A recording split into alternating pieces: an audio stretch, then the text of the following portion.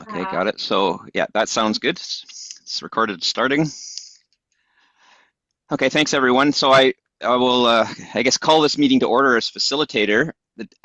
Now being facilitator doesn't automatically mean I'm the chair of the meeting. It just means I'm here to help the parties reach agreement on any of the issues that come up. And the first issue is actually agreement on how this preliminary meeting will proceed, because that's not necessarily the role of the facilitator, although it could be.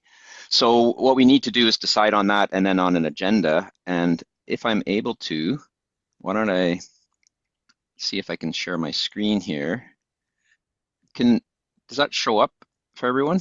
Yes. Okay, so there's a proposed agenda here, and we can edit it on the fly, because this is, as I said, this is not for the facilitator to control. It's really just to start the discussions. So this is what I'm suggesting as an agenda. We've already called it to order. First item is to agree on the structure of the preliminary meeting. I guess the approval of the agenda can come first. The approval of the agenda, agreement on the structure of the meeting. That is, in particular, whether there is a chair, and if there is a chair, who is that chair? So I think that's for you to decide. I can just facilitate it. Generally, these meetings are intended to be by mutual consensus. And then what I propose for an agenda, once we have that, is that I would give an overview of the process, make some comments about the purpose of the review, the role of the facilitator, and the purpose of this meeting, high level, maybe 5 minutes. Then we would review the terms and conditions of the service. So we would look at what exactly the recreation service includes. And following that, then we would review and clarify the issues raised under the service review initiation notice that Director Gisborne gave in relation to the terms and conditions of the services. So we can go through those and talk about, Director Gisborne can explain them better. We can kind of come to an understanding of what exactly are those issues in relation to the service. And then the preliminary meeting by the Local Government Act allows other issues by any party to come up. So anyone else in the meeting, in the service, can articulate their issues if there are additional issues. So we can talk about those, and those two items, 6 and 7, outline the scope. Those would define the scope of the review together. Then the agreement, then that's one part of the preliminary meeting. Then the second part is to agree on the establishment of a negotiation process, and then we're done. So that's a proposed agenda. I don't know, and I'll just leave it there. This is for the four of you to decide. I'm quite happy to have. Amazing. This is great. Andrew. Yeah, thank you, Andrew. I mean, this really great. takes it out. Because Awesome. it really takes what we've seen through some of the research and just, puts it into a basic agenda. I think we can apply it to all three of our, if we find the same approach, right? And then we can be consistent and people can understand the flow. So thank you very much. Okay, so Photograph it. Oh, Rob's it's in your email. You got it in your email as well. Oh, right, Rob's got it. Yeah. Yeah, we have Rob Southcott, member of the public here. Oh, right. Oh, right. Okay, I was saying, what are you doing there? But anyways, yeah. Hi, Rob. Okay, so that's in your email as well, Rob, for the other service reviews, because I was trying to think about how to do all of them, and I just sent a generic one out. Mark? Yep. I'm fine with the structure of the agenda. I don't really think that we necessarily need a chair. One of the things that I do kind of lean more towards for this, I hate to call it a committee of some kind, is quite often when we're having our board meetings or finance committee meetings, it's like, okay, you get 2 chances to talk and then let's move on. I'm hoping that this process can be more consensus building, where we kind of go around in circles rather than being like, okay, move, second, all in favor. Like, this is really, in my hope, to identify issues, build a consensus, and then in the end, we kind of have mutual understanding of maybe having some suggestions to the board to say, hey, let's propose amending the service establishment bylaw, or if we want to get, say, a staff report for more information, like that would still have to go to the board. And then that can go through that kind of rigid process that we're used to. Is that? Yeah, well, that's exactly right. So, I mean, to clarify what I guess that's why I put this here because I was thinking there's no, a chair makes rulings, points of orders, calls questions. If if so, an alternative would be that I would organize the meeting just to keep it moving along. Say, okay, we're done now. We're on to item 5. But I wouldn't really be chairing in the sense of a formal chairing role that we have at our meetings, in the sense of calling votes. What was in there? Well, it's not our end because Sandy McCormick's still here. Andy's I'm still here. right on. So we'll give Yeah. Andrew a second here. He was making a good point. Might have to text Michelle. I don't think it's a Michelle issue because it's on his end. Yeah. Maybe text him and say log off and log. He doesn't have a phone.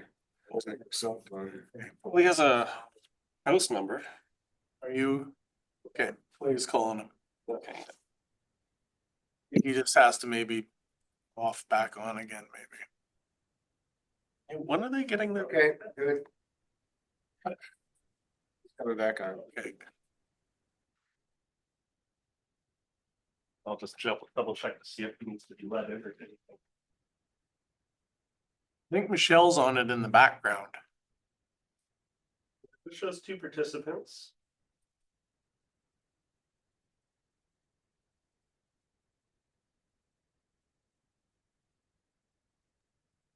But here's a classic example of how important internet is to everybody nowadays. Yeah.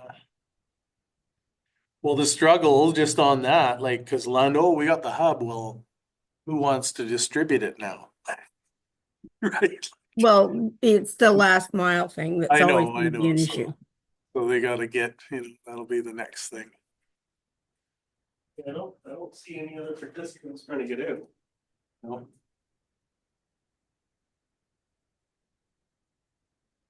You want to just have them call and be on speaker? This It's call, working well. it was.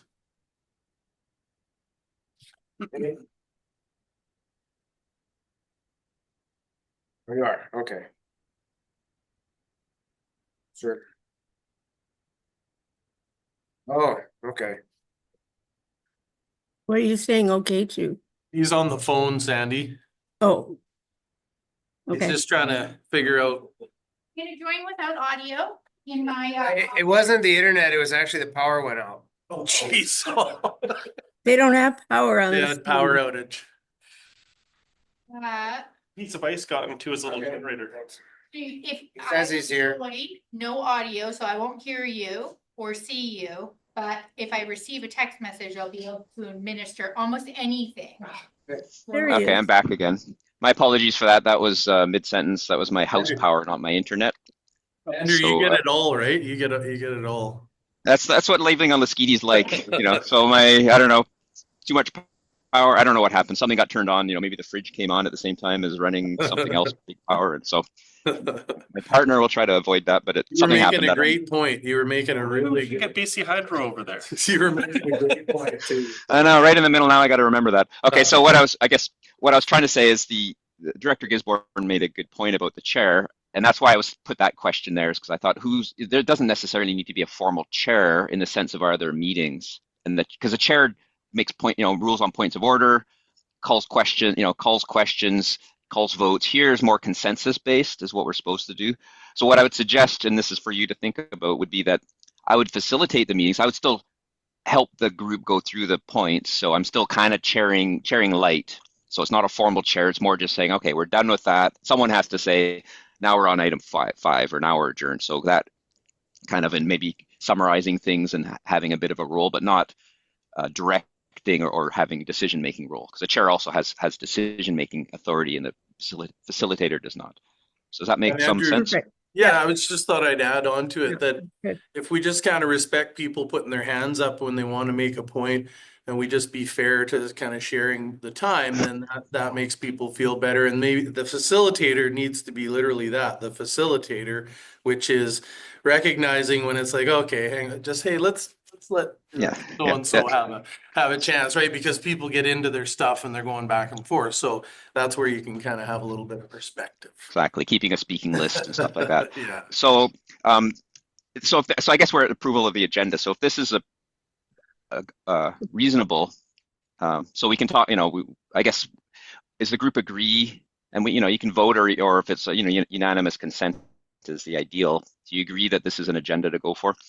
Okay, so on the preliminary meeting, I'll facilitate it and I'll have a few comments. But I guess the one question that I also came up with related to, this is for the group also, the more staff involvement, the easier it is for us, but the more it costs the taxpayer. The more open it'll be for the public, but the more it costs the taxpayer. So we don't have to decide on everything right now, or you don't have to decide. But the one thing that does need to be talked about is, well, who even keeps track of the notes? I mean, we don't really have minutes per se, but there's going to be some items coming out of here, action items or next steps or agreements. Who writes those down? It's not, again, not necessarily the facilitator. I would suggest it's all of us. We all take notes about what we think we've agreed on.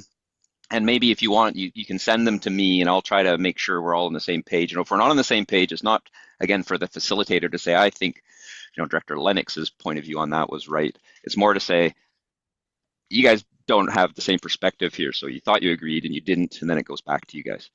So that's more that, just collating. And if there's a difference, it's really just sending it back to you, saying, here's the assembly of what everyone thought, and here's where, differences lie, and you guys got to talk about it at the next meeting. Does that make some sense? Sure. And as you go, I mean, we're recording this one, but these decisions of costs and public openness, that can come out of the next steps, like when we get to item 7 on the process. Okay. So that's that.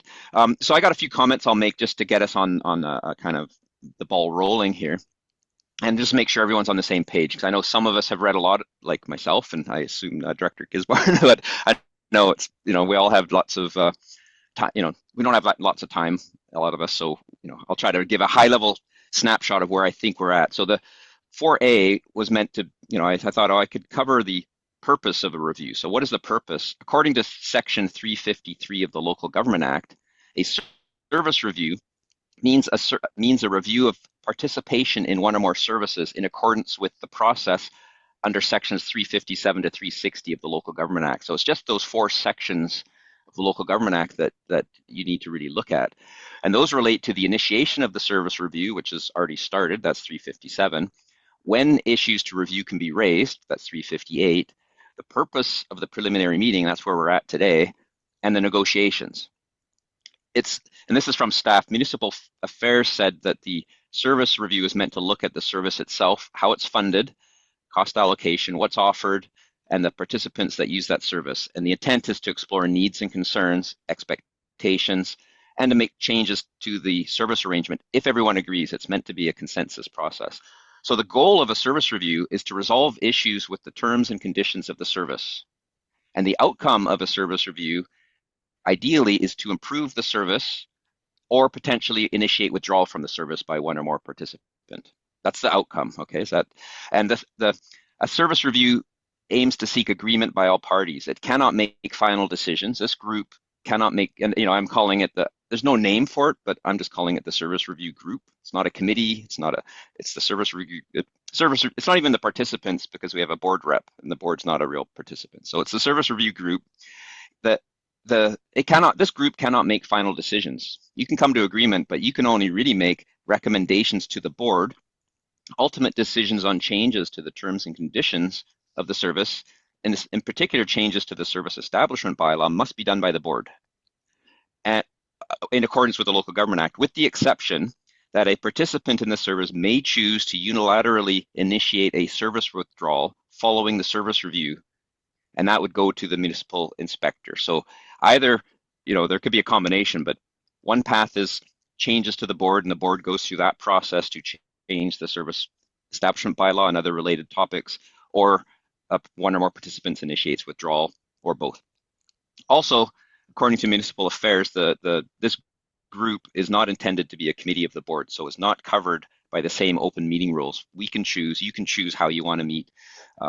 This gives the group discretion to balance level of openness and meeting costs. And we saw, hopefully we read those options from Michelle, which is a range from light, $90, to heavy, $5,000 and so on.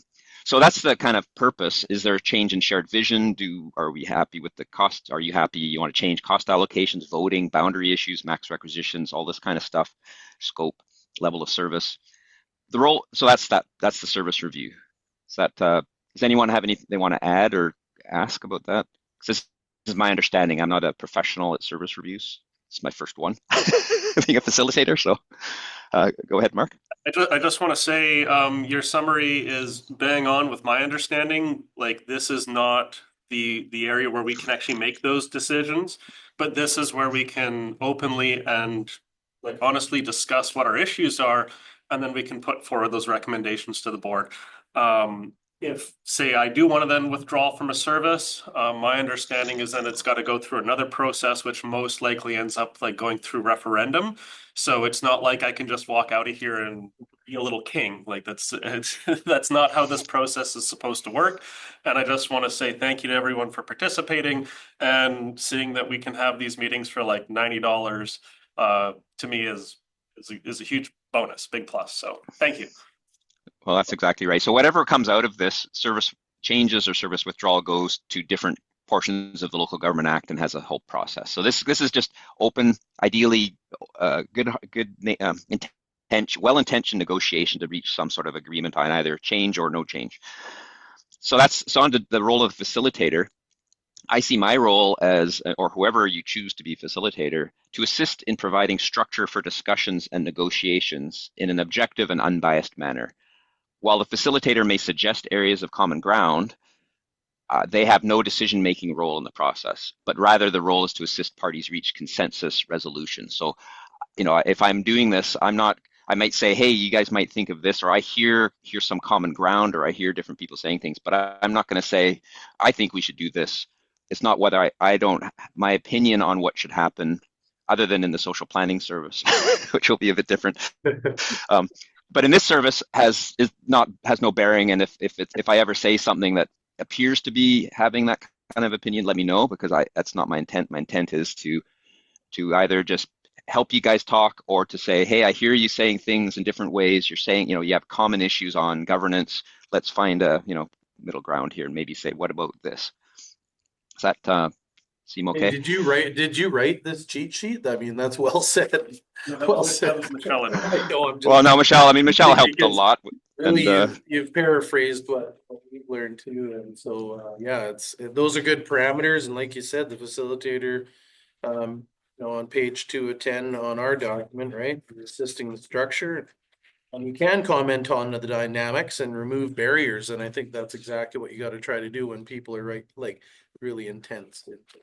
yeah, and it's about a lot of this is about interests versus positions. I mean, a lot of times when there's issues, they come out as positions. People say, I don't like this that happened. And then, if you try to get at the interest underlying it, you can sometimes find ways to resolve.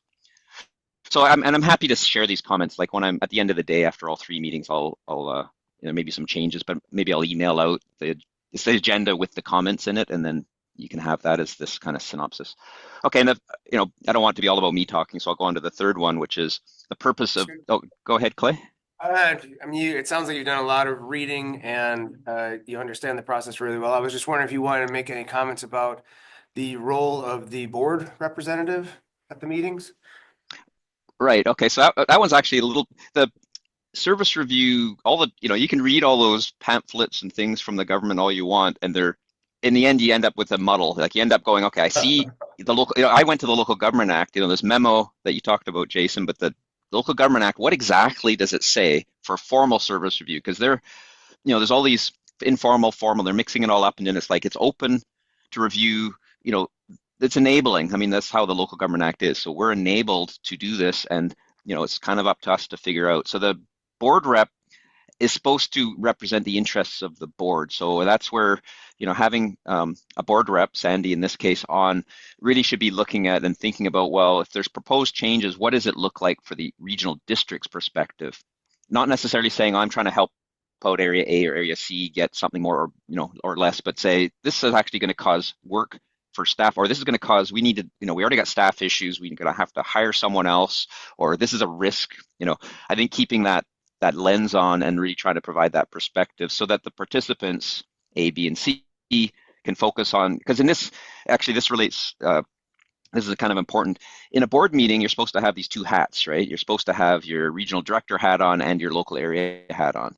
In a service review, you three, areas A, B, and C, are representing your areas. You have one hat right now, which is your area. You're negotiating, this is a federation of electoral areas, and you're one of those federation reps. You're representing your area in this process, and you don't need to think about the regional district, because it's almost like when you arrange a service in the first place, the parties, the reps come together and arrange something, and they're negotiating as a federation. Now you got the service, so Sandy should be looking at the whole, implications for the whole, but you guys, you can think about the regional district, of course you should, but your role here is your area. Okay, great point. Okay, so on to the purpose of this meeting, because this is so once a service review has been initiated, Section 359 of the Local Government Act describes several purposes of a preliminary meeting. So this is required within 120 days, we saw that. But the main purposes are to review the terms and conditions of the service, to clarify the issues and identify the interests of participants.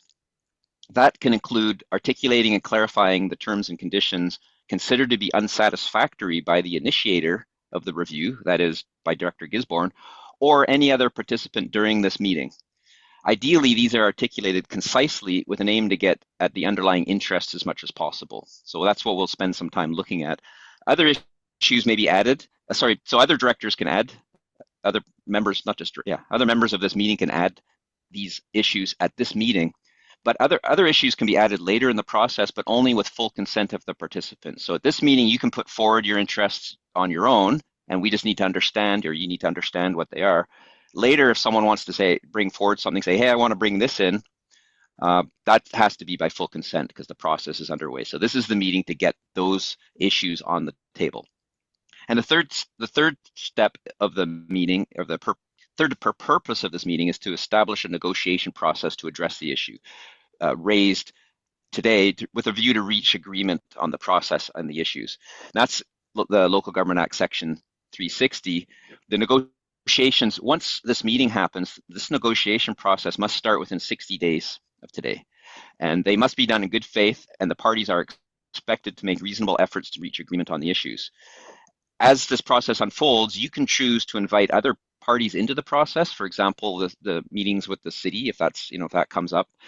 But that only happens with full consent of the participants of this review. So once it goes forward, it's a consent-based process. It's driven by you four, and you need to agree on all that.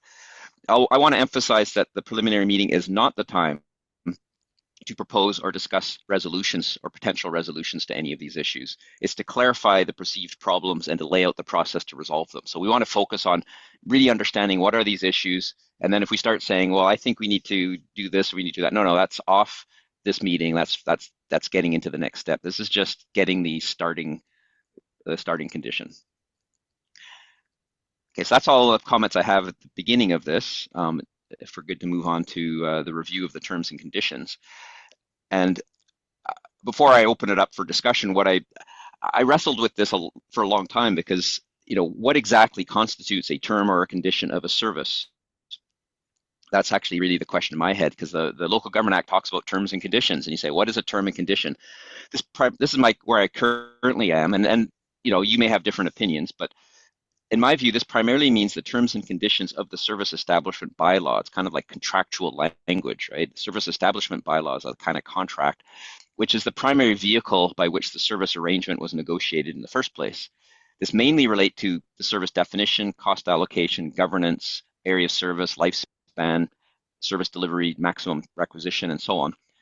And it may include related issues, so that it'll be up to the body here to decide how far do you go beyond the service establishment bylaw. That's the primary focus, and you need to think carefully, where do you go beyond that if you want to include directly related bylaws. For example, some services might have bylaws that are directly following on or coming out of the service establishment bylaw, or things in the context of this service. So if we'll focus on the recreation service, the contract, the agreement with the city of Powell River, that's not the service establishment bylaw, but it is pretty directly related. So is that included or not? That's actually what I would say is the the bylaw, service establishment bylaw is automatically part of the service review. And if you want to include something like the agreement, you need to discuss that. It doesn't automatically come in. You need to talk about that and say, I want to open that up as my issue, and make sure that's part of the issue you're deciding on, is to say, I want to review and change. If we have a new agreement, for example, I want to change clause 9.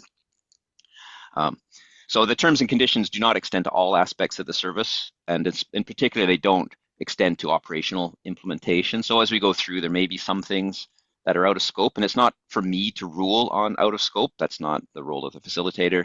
It's up to you but you may want to agree on some things being in scope and out of scope, and you'll have to decide that as you go. So the service, the primary vehicle, and hopefully you've seen this, service establishment bylaw as amended, or it hasn't been amended, but bylaw 530 does a number of things. So if you have that up, that's the kind of starting point of understanding the terms and conditions of the service. So if you say, when I think of the terms and conditions, that's what everyone signs on to. The sub-recreational contribution service establishment bylaw does 6 things in my mind. It creates a contribution service for areas A, B, and C, not counting Savory, they're out of it, for the purpose of providing financial assistance to the City of Powell River for providing recreational services, regional recreational services. That's actually the purpose of it. Voting, so the second item is voting. It's one, there's a bunch of words there, but it's all in the therefore part. 1 vote per director on resolutions and bylaws respecting administration and operations of the service. So that's, voting, maybe a source of some issues. Funding is for operations only, not capital. That's part of the service establishment bylaw, says that's what the funding is. So if you wanted to support capital, that would be something you could consider changing. I'm not saying you do, I doubt it, but that's in there. Cost, the funding is paid for by tax requisitions. So that's how it's funded. The allocation is based on converted assessed value. There's no higher or lower. Like if you say, well, area B should pay less per $1,000 assessed value than area A or something. Right now it's equal. Everyone has the same tax rate on your tax notices. And the maximum requisition is the greater of 178,500 and 0.153249 per thousand net taxable value. So the maximum is the greater, which is kind of unusual, because I'll just review, before opening it up, just review very quickly the agreement, which is following in that original report. The 4 items I thought were most relevant for the service review in the agreement is point 1 in the agreement says funding will be for operating expenses of the recreation complex only. So that stipulates, that's fully consistent with the establishment bylaw. Funding will be provided annually before August the 2nd. So that says when the money goes. There's a funding formula, which I think is the kind of most pertinent piece of, to some complex function. Multiply 32.52% of the amenity area of the recreation complex by 25.22% of the net budget for the recreation service, but not to exceed $178,000 less the admin fee. Now that less, not to exceed is a little bit inconsistent with the service establishment bylaw. So you could, in other words, it's not inconsistent. It's just that it sets an upper limit of 178,000, whereas the service establishment bylaw allows it to go above 178,000 if that net, that tax rate of 0.13249 per thousand is higher. So if our property taxes have gone up, so that's actually a question. Maybe we could find out what is that. Well, we know what that top is. I think it's around 350 or something. We saw that in from Linda. And then the term was for 5 years. Maybe it may have been extended for 5 years. That didn't happen according to the agreement, so there is no agreement. So in fact, that agreement is just background now because it doesn't exist anymore. That's the service. We have the service establishment bylaw with a expired agreement. And so before we move on, I want to, anyone who has any other comments on what exactly is the service we're talking about. The terms and conditions. What are those terms and conditions? That's my understanding of the service establishment bylaw. And yes, you've covered the agreement that we had in place that no longer exists.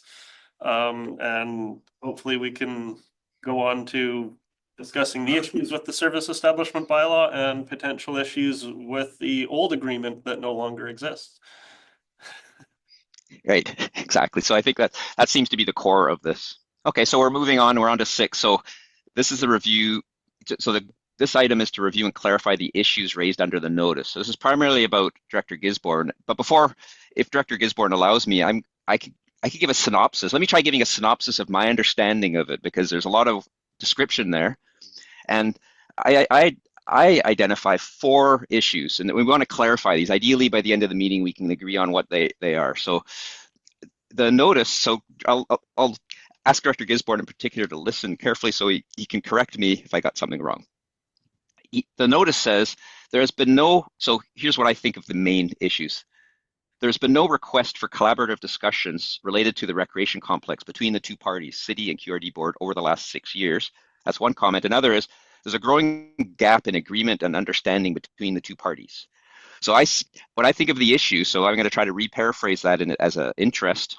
There's insufficient communication between the QRD and the City of Powell River regarding the contribution service agreement. That's what I read into that. Is that so? I'll just say this and then I'll open it up for discussion. But if I was to write this down, say what is the issue that this review would look at? It's to actually talk about at least a perceived, or at least Director Gisborne believes there's insufficient communication between the 2 parties regarding the contribution service agreement. Yes. The second item is, here's the couple quotes, and they're not necessarily in the same place in the notice, from Director Gisborne. In 2023, the City Council discussed this item and requested a significant increase to the contribution from the electoral areas. And this is a deviation from the original funding formula agreement that was approved in referendum in 2018. So those are 2 issues that were raised in the notice. If I rephrase those as a kind of interest-based issue, Director Gisborne believes there is a lack of agreement between the QRD and the City of Powell River regarding the funding formulation, regarding the appropriate funding formulation, that there's a divergence between how those 2 parties see the appropriate level of funding for the service. And that's that funding formula in the agreement, the 0.35, the 35% and so on. The third item, a quote from Director Gisborne's notice, in December 2023, the funding agreement between the QRD and the City of Powell River expired. So here's a third major item, which is sort of the obvious one. There's no it's not even what Director Gisborne thinks. There's no lack of formal agreement. There's the issue, right? There's no agreement in place. There's a service establishment bylaw. We don't have an agreement. That's an issue. And the last one is that I got out of it is the Director Gisborne wrote, the municipal directors should not be able to use their weighted vote for a service that they do not participate in, but will directly benefit from an increase in its expenditure. So the issue is governance, voting structure, if that's, whether that's possible or not, but I would say Director Gisborne believes there's a problem with the voting structure and the governance decision-making on how funding is done for that in relation to weighted votes. So those are the 4 issues I distilled. I'm going to now stop talking because I've talked a lot and hand it over to the 4 of you, or actually Director Gisborne, to articulate further. Sure. The first 3 points, they're kind of related and they kind of go back to the reason why this service exists. And, going all the way back to, 2014, there was a news article when we did the regional recreation study to look into, who was using the recreation facilities, not just the recreation complex. They looked at all municipal facilities as well. And one of the impetus for going that route was there was a lot of conflict between the regional district electoral area directors and the municipality in relation to funding, and it resulted in a lot of decreased relationships. Like it was a constant issue, like every year, of municipal folks accusing the electoral areas of not paying their fair share, electoral areas, and that just ruined a lot of relationships. And that's what C3s are about, is about bringing people together and going like, okay, we all want to pay our fair share, but we got to kind of find an agreement on what our fair share is. So that's where we had the referendum, and we came up with this funding formula and created the service establishment bylaw. And one of the nice things about that was when we had the 5-year funding agreement in place, it was, okay, this issue isn't gone forever, but it's not going to be every single year. Like, we'll come back to it every 5 years, come to an agreement, get back to work. And then if someone goes like, well, you're not paying your fair share, it's like, well, bring that up in 4 years when we go to renegotiate the contract. That's not happening anymore. And that's one of the big concerns that I've had, is the electoral areas, especially in Area B that's right next to the municipality, and the municipal council, and a lot of the resolutions they're passing, it's like the fight is coming back again, and it's happening every year. And being accused of not paying our fair share, and I'm going, well, we have this service. If the service is not providing the fair share, then let's look at that. But if it is providing the fair share that we agree upon around our table, then we do need to, respond in accordance to the municipality, because I think this really comes down to the relationship that we have with our partners. And as per the voting structure, which is the last point, I think that's actually become probably the biggest point, and that is it's very specific to the service review, because it's in the service establishment bylaw. And in the service establishment bylaw, clause number 4, in relation to voting on resolutions and bylaws respecting the administration and operation of the sub-regional service, each director who is present, A, is entitled to vote, and B, has 1 vote. That spells out that it's not weighted voting. The intention is supposed to be like participant voting. However, that is in relation to administration and operation. When we go to say set the budget or give the municipality the money, last year it was a weighted vote amongst the entire board. And when that gets brought up with my constituents, they go, well, hold on, the municipal directors can strong arm the electoral areas and take as much as they want. And when I bring that up to my constituents, they go, well, if that's how it is, pull out. Now, I'm just going to tell you right now, I don't want to pull out. I would much rather see the language in the service establishment bylaw somehow corrected or amended to say, hey, this is up to electoral areas A, B, and C to determine what that funding contribution will be. And I would even like to see, in addition to the service establishment bylaw, to say something along the lines that, we will have a 5-year agreement, or we will have something so that it's not a constant every year thing. And in addition, it was in the service agreement that we fund the complex, but the service establishment bylaw doesn't actually mention the complex. It just refers to recreation in the municipality. So it says regional recreation services. Yeah. Yeah, regional recreation services. So the complex could close down, and we could keep funding the municipality, and my residents are going to go, wait, what?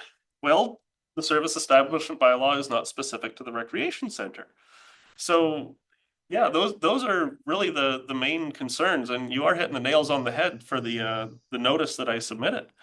And I'm kind of curious as to the other directors on what they think about this, about putting forward those proposed changes. And those are if we want to change the service, but we want to keep it the way it is, as in we're going to keep funding on that, 35, 25. If we want to just stick with the current model, that's what I would like to see.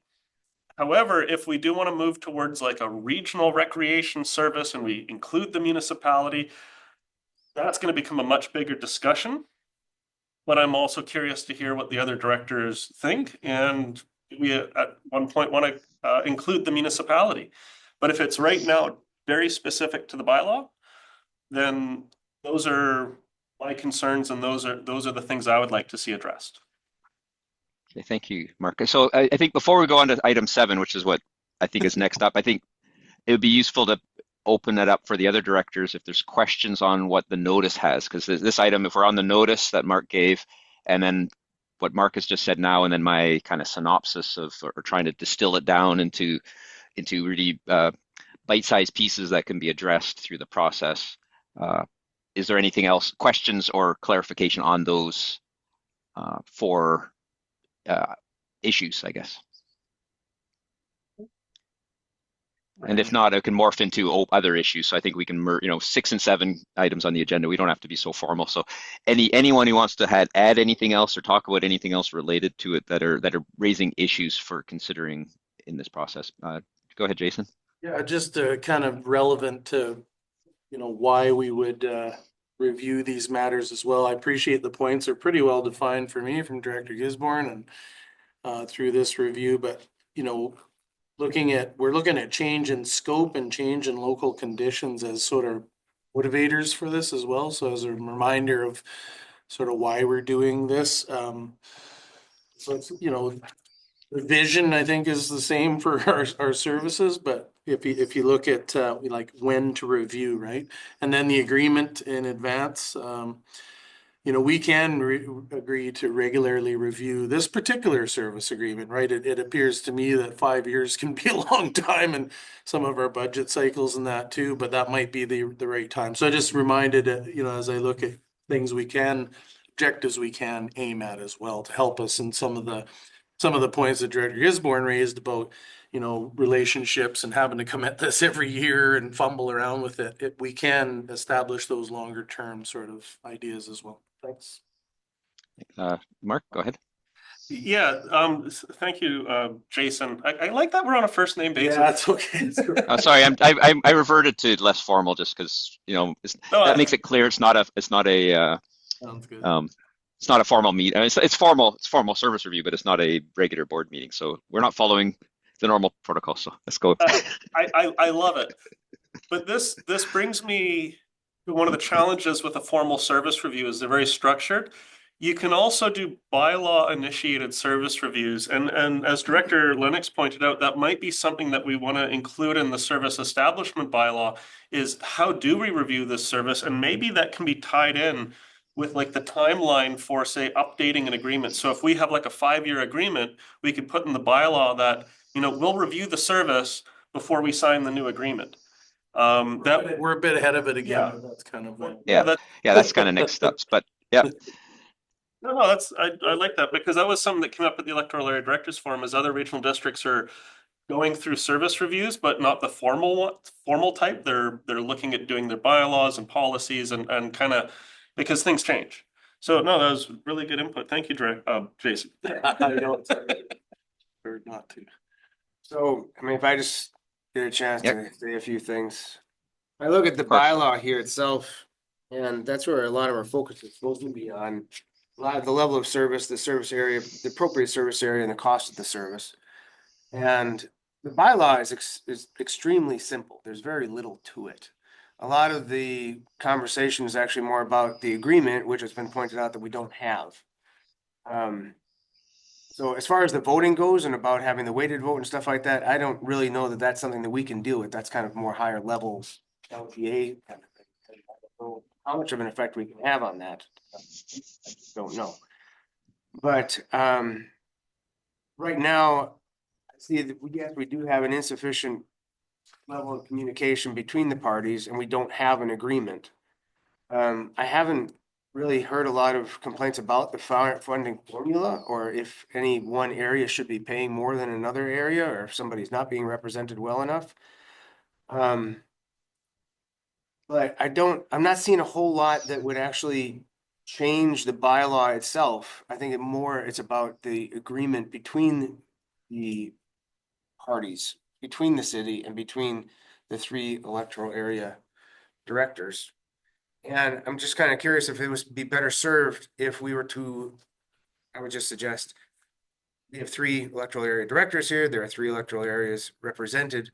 If we formed a little group and then agreed to meet or send a letter to the city to say, we'd like to put forward 3 individuals, sit down and come up with some collective conclusion as to how much money that we should be giving. And then that allows us to take it back to our board and council and get voted on side that. But I see that step as outside of a formal service review, because a formal service review really is very regimented with the bylaw itself. But I could see that as an option, go down that path. And like I say about the voting, I don't really know, but anyway, that's just where I'm sitting at this moment. We can continue talking.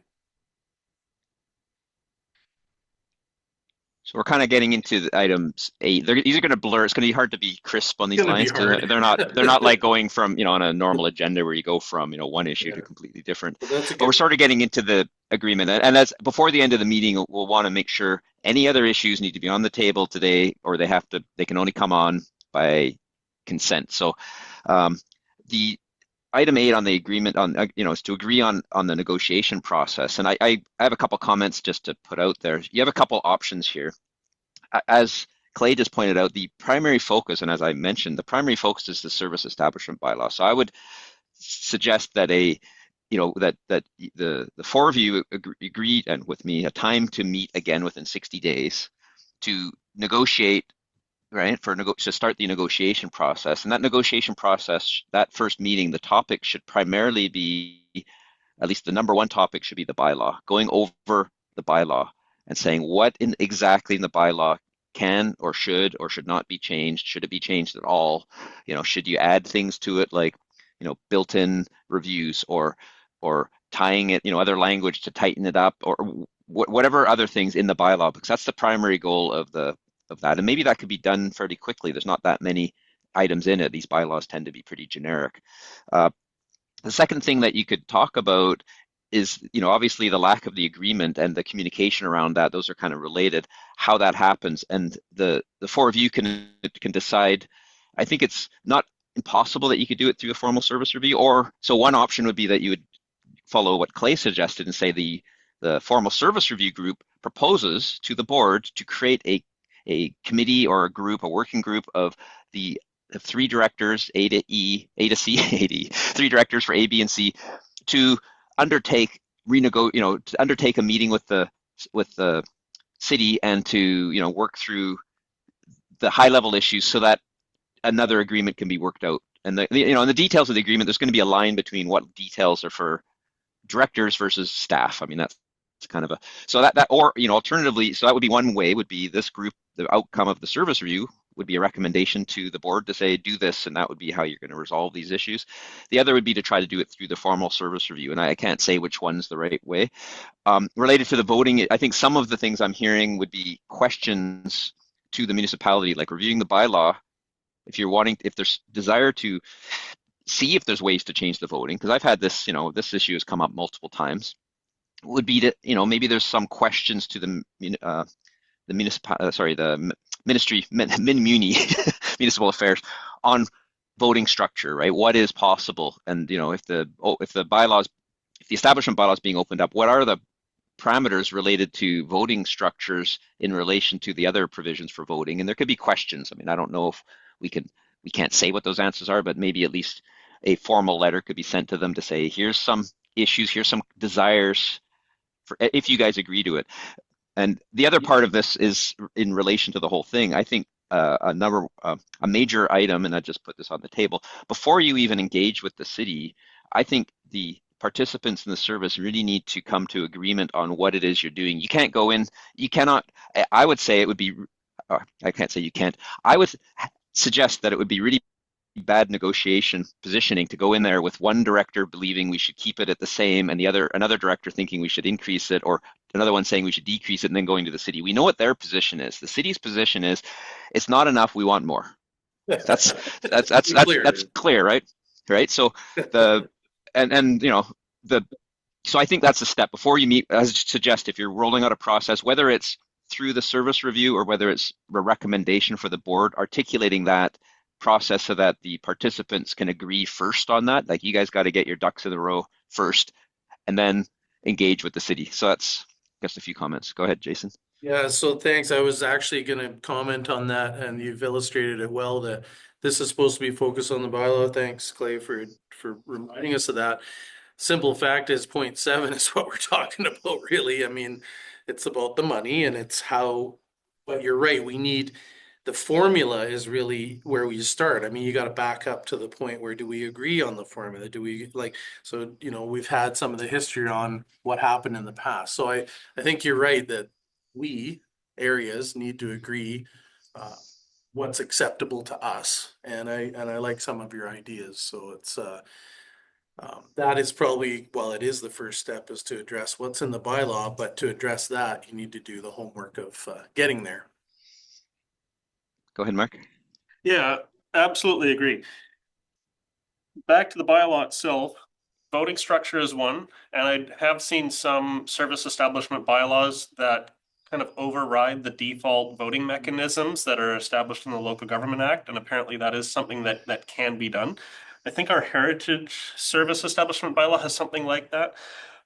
So I'd really like to see that addressed with our service establishment bylaw. I'd also like to see a way to have the service being reviewed through bylaw, so that is something that can also be added to the service establishment bylaw. And then within the bylaw, we can actually create a bit more clarity related to the formula, because the formula is something that we all keep referring to when we talk about this service. But the formula isn't actually mentioned in the service establishment bylaw. However, the result of the formula is under section 7A, which says, 178,500 or greater. And it's like, where did that number come from? Well, that number came from the formula. And maybe that's something that we should really consider having added to the bylaw that references, hey, when we do the review, like this is where the formula is that we're using.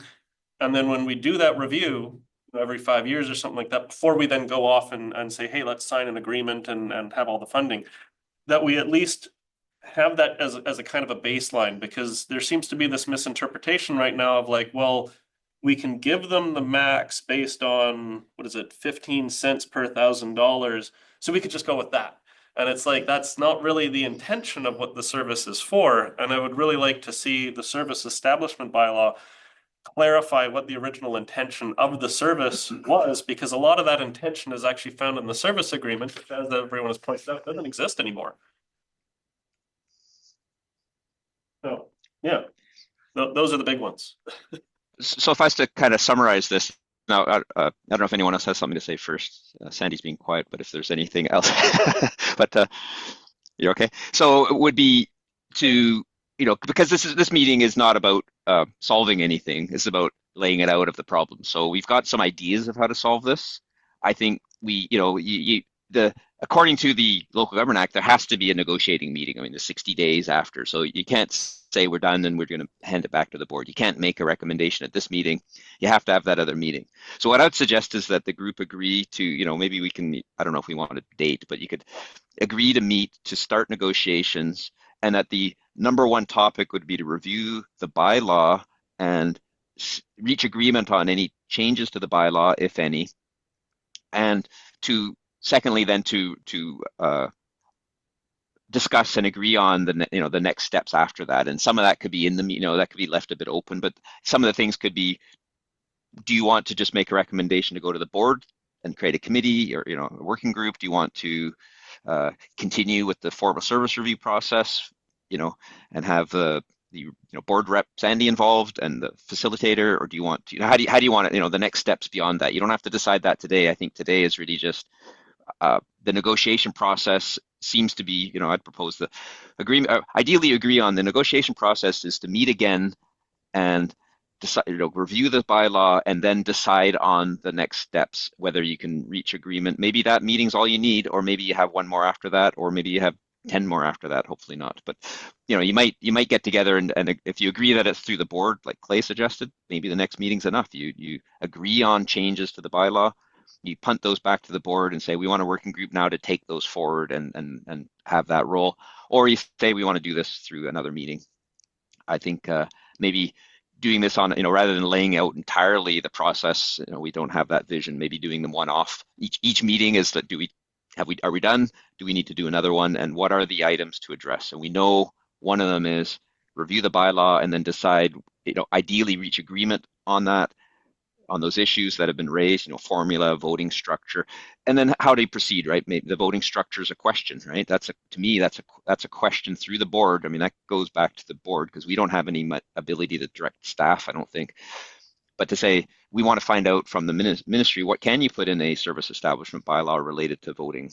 And I would suggest that could be even a broader thing. It's not just the service in general, to know what are the parameters around this voting. What can you do in a bylaw, service establishment bylaw related to voting structure? So that's what I'd suggest is really, I guess, as an outcome, if I summarize my own long summary, which is the agreement on negotiation is that this group will meet again within 60 days, set a date. The agenda on that meeting will be to review the bylaw and propose and agree on any changes, and then to lay out next steps to proceed. I think like today we're supposed to determine the scope of the review, quote unquote, right? So that's exactly what we're talking about right now. So I saw Sandy's hand up. Yeah. Wait a minute. No, I'm not muted. We're good. Okay, sorry. Just a thought from the board's perspective. I think from the board's perspective, we want to support the rec center and the recreation services. That's important to all of our residents, particularly areas A, B, and C who most participate. I think we want to be fair to the city and contribute what is seen to be an equitable amount for our population to support. And I think there also needs to be recognition that the costs are not the same now as they were 5 years ago, or 10 years ago, and nor will they be the same 5 years hence. So there has to be a bit of a flexibility in the structure of the funding formula to recognize that there will be incremental costs that should actually be addressed, whether it's indexed to the CPI or whatever. But I think the primary interest of the board is to provide stability in what this service is providing, so that the city understands and we understand and our taxpayers understand what it is that we're all doing. There's clearly a disconnect between the bylaw and the funding formula, and maybe that needs to be reconciled along the way too, just to provide the added sense of stability to the whole thing. So that's my thought as seen from the board's perspective. But I think it's awesome what you've done, Andrew, and I think the discussion has been very positive. The issues have been laid on the table. As Andrew said, if there's any other issues that the three of you have regarding this service, now's the time to put them on the table, or, otherwise it'll be more complicated later to raise them. So, yeah, those are my thoughts. Great 100% discussion. agree with the comments on stability, because it's really felt like the last year and a half have been really unstable related to this service. And it's like a lot of, comments on the streets and kind of back and forth. And I'm like, I prefer a nice stable funding agreement and a nice understanding between the parties. That's kind of the reason why I've, I guess, lit a fire under this service. And communication too is the other thing. Ongoing meaningful communication. Yeah. So what I'd suggest I'll just add in that, try to moving this along. So I've got these notes. Anyone, and I'll send them out, and then maybe the most efficient, because I've tried to summarize the issues. I'll send those out to the group, and then you edit them, and if there's, it's not a matter of getting the right one, it's a matter of saying, here's the different perspectives. But right now we have issues related to communication. We have issues related to agreement on the funding formula, formal and non-existence of agreement, and then voting. And the next meeting would be to discuss those and focusing on what of those issues, which ones can be addressed through the bylaw, because that's the primary topic, and items that are not addressed through changes to the bylaw, deciding whether or not those issues are part of the service review process, or whether those go back to the board with a recommendation to the board of how to address the issues that are not related directly to the service establishment bylaw. And that's, so that's kind of like what goes in the bylaw versus what might go in the agreement, and how the agreement might be negotiated, and so on. Clay? Yeah, I just had one more comment, because what happens at this meeting, if anybody wants to contribute issues, I just wanted to say that since we're looking at the funding formula, I don't even know if this information is really out there, but I would hope to be able to find information regarding usage by rural residents, and specifically where those residents reside. So I just wanted to include that, make sure we got it in this preliminary meting. Yeah, So I think that makes sense. later. And that could be, I'm going to find out from Michelle how we can ask for information. Like if this group wants information like that, do we have to go to the board? Is that a recommendation to the board? Does this group say to the board, we recommend you ask this question of staff, or can we just ask it? And sometimes it might be just an answer, but if it's like, this is going to take 3 hours of time, because related to that, and I would even expand, not that I'm adding it, but I would suggest that would include, it's not just usage, but it's this changes that Sandy was talking about, right? Is that that seems to be a bit of an issue that I'll note in the other ones that have come up, is this change in the formula. So the formula, this 35%, 25%, and so on, those came up, but then it's got this cap of 178. So obviously that's the cap is doesn't even account for CPI. But what is that for? What has changed even in relation to those very precise numbers, right? They came up with based on usage, population at the time, not necessarily costs, because that base formula would adjust with costs, right? If the costs go up, that formula would go up. But when you have a cap of 178, that doesn't address that. So it was really that usage and changing relative conditions between areas A, B, and C, the participants and the city. So are people using it more or less, or has the population grown more or less? And the assessed values, what is that? So that's how all seems to be a package of the appropriateness and the objectivity and fairness of that base formula, the appropriate and fairness of the cap of 178, and then that gives you guys information to then decide. So anyways, just a long-winded thing to say. I'll include Sandy's comments and Clay's in this item 7 of other issues to look at. Go ahead, Mark. Yeah, 100% agree with that. The last time that we did a study where we kind of were figuring out the usage, it was, I believe, back in 2014, which is over 11 years ago. And that was when the regional district conducted a region-wide recreational study. And that's where they kind of got these figures of, and I went through it, and it was interesting how like some things it was, well, this is the figures that we got, and then we kind of adjusted them because they were overanalyzing electoral area survey participants to try and get more details. And that's the most accurate information that we got from the regional district side. And part of my service review package said, well, the municipality has been putting forward, how much people are using the rec center from the regional district. And I had I very much disagreed with those figures because they broke it down as, well, 60% of the usage is municipal and the other 40% of the usage is from the regional district. And I go, well, hold on, 60 and 40 means 100%. So does that mean no one from outside the region used the rec facility? And how is it that 75% of the population only accounts for 60%? So the numbers that the municipality was using for their own council, I was like, well, where did those figures come from? And therefore we can't use them if we want to then, get more updated figures. Then I think either we do it or we'll have to have both parties, conduct another survey. And that might be part of the, bylaw review. If we put that into the service establishment bylaw to say, oh yeah, whenever we do the review of the service, here's some of the things that we'll take a look at, such as usage, and then that will kind of play into the agreement, because in the end, the formula is based on the floor area of the complex, but also the population percentages between the electoral areas. And those numbers have changed since StatsCan has released those figures. Of course, it's not a wild difference, but it is a change. So that does change the formula. And that is something that we could perhaps provide clarification in the service establishment bylaw as, hey, these are where the figures come from, and this is therefore what we consider to be fair.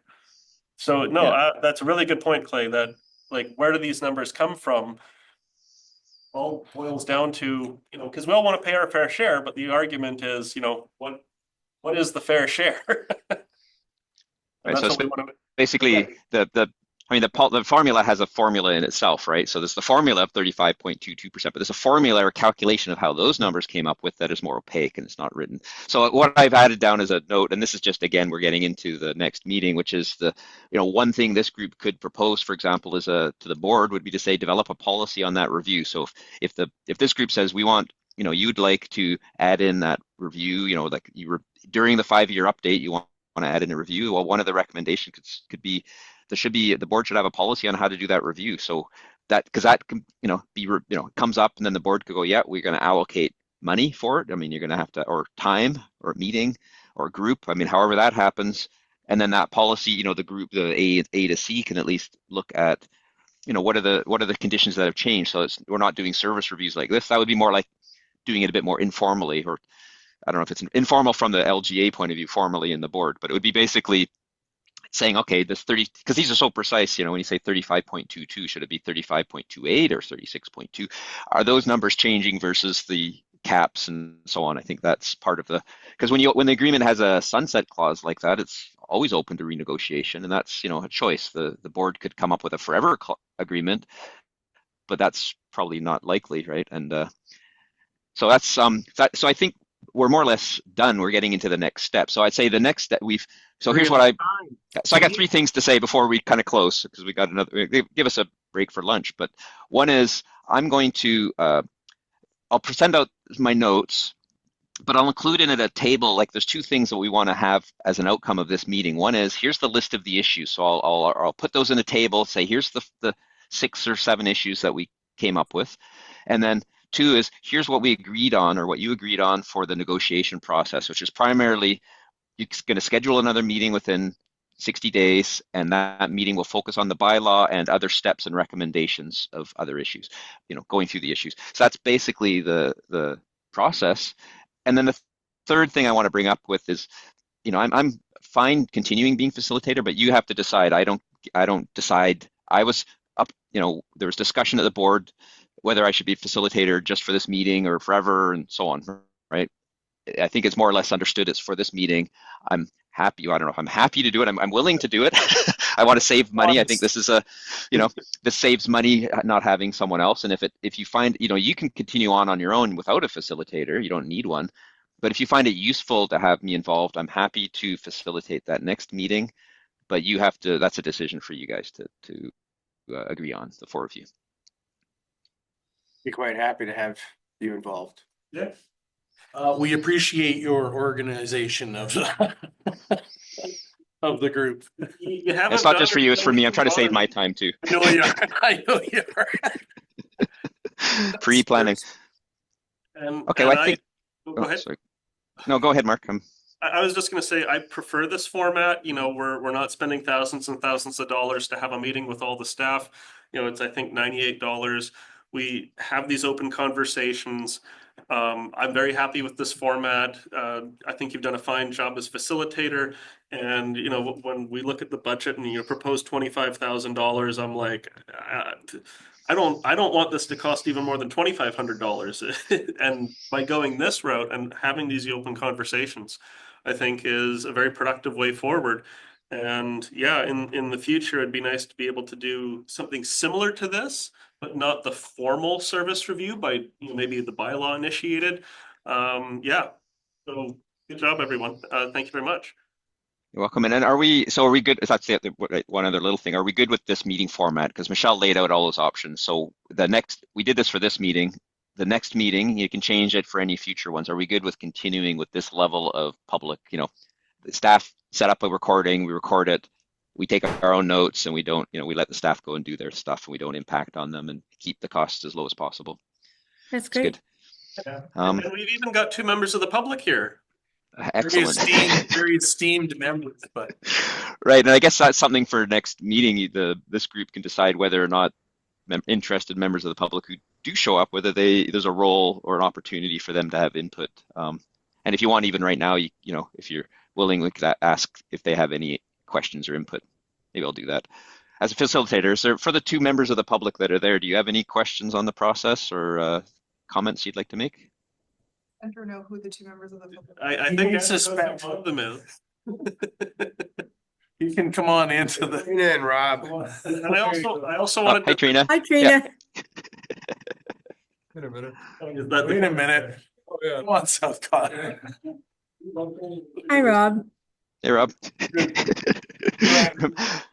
Andrew, maybe we should agree on like a few, within the 60 days, maybe start looking at our calendar because man, mine's filling up fast and I might be virtual again. And our other reviews might also have, some meetings. Yes. Right. So 60 days from now, let's keep it simple as before. Oh, Trina, go ahead. I just have one question. I mean, it sounds like you're willing, like I wasn't here from the beginning. I'm interested in, you're trying to keep the costs low. You happen to have somebody on the board who is not a part of this conversation, who's a skilled facilitator and who's willing to do it. I feel like that will never happen. Very low likelihood of that ever happening again. And so I think you're in a very sweet position, but if this board is interested in more regular reviews, you'll have to consider that this will not always be the case. But I think Andrew or Director Fall is providing quite a service to this region. We might assign him to all of our reviews. Well, thanks for that, Trina. But what I hopefully will do in my role, if this is the direction all these, we'll see where they all three go, would be to write down at least some notes. Maybe that can be and I don't know if it's a policy or just something for Michelle to have, staff can have to say, here's some Cole's notes on how to do this, so someone else can try it. Just I don't know. We can see how that goes, but yeah, if you don't have, it could go sideways if you don't, if you're not careful, and if the issues are more thorny than they are on this one right now. But I just have a quick question. There's usually staff people associated with the service. I know all the services on Texada have usually Patrick, but not necessarily. But there's somebody assigned that kind of oversees that. And I'm just wondering, is there any staff involvement with this particular service that we provide?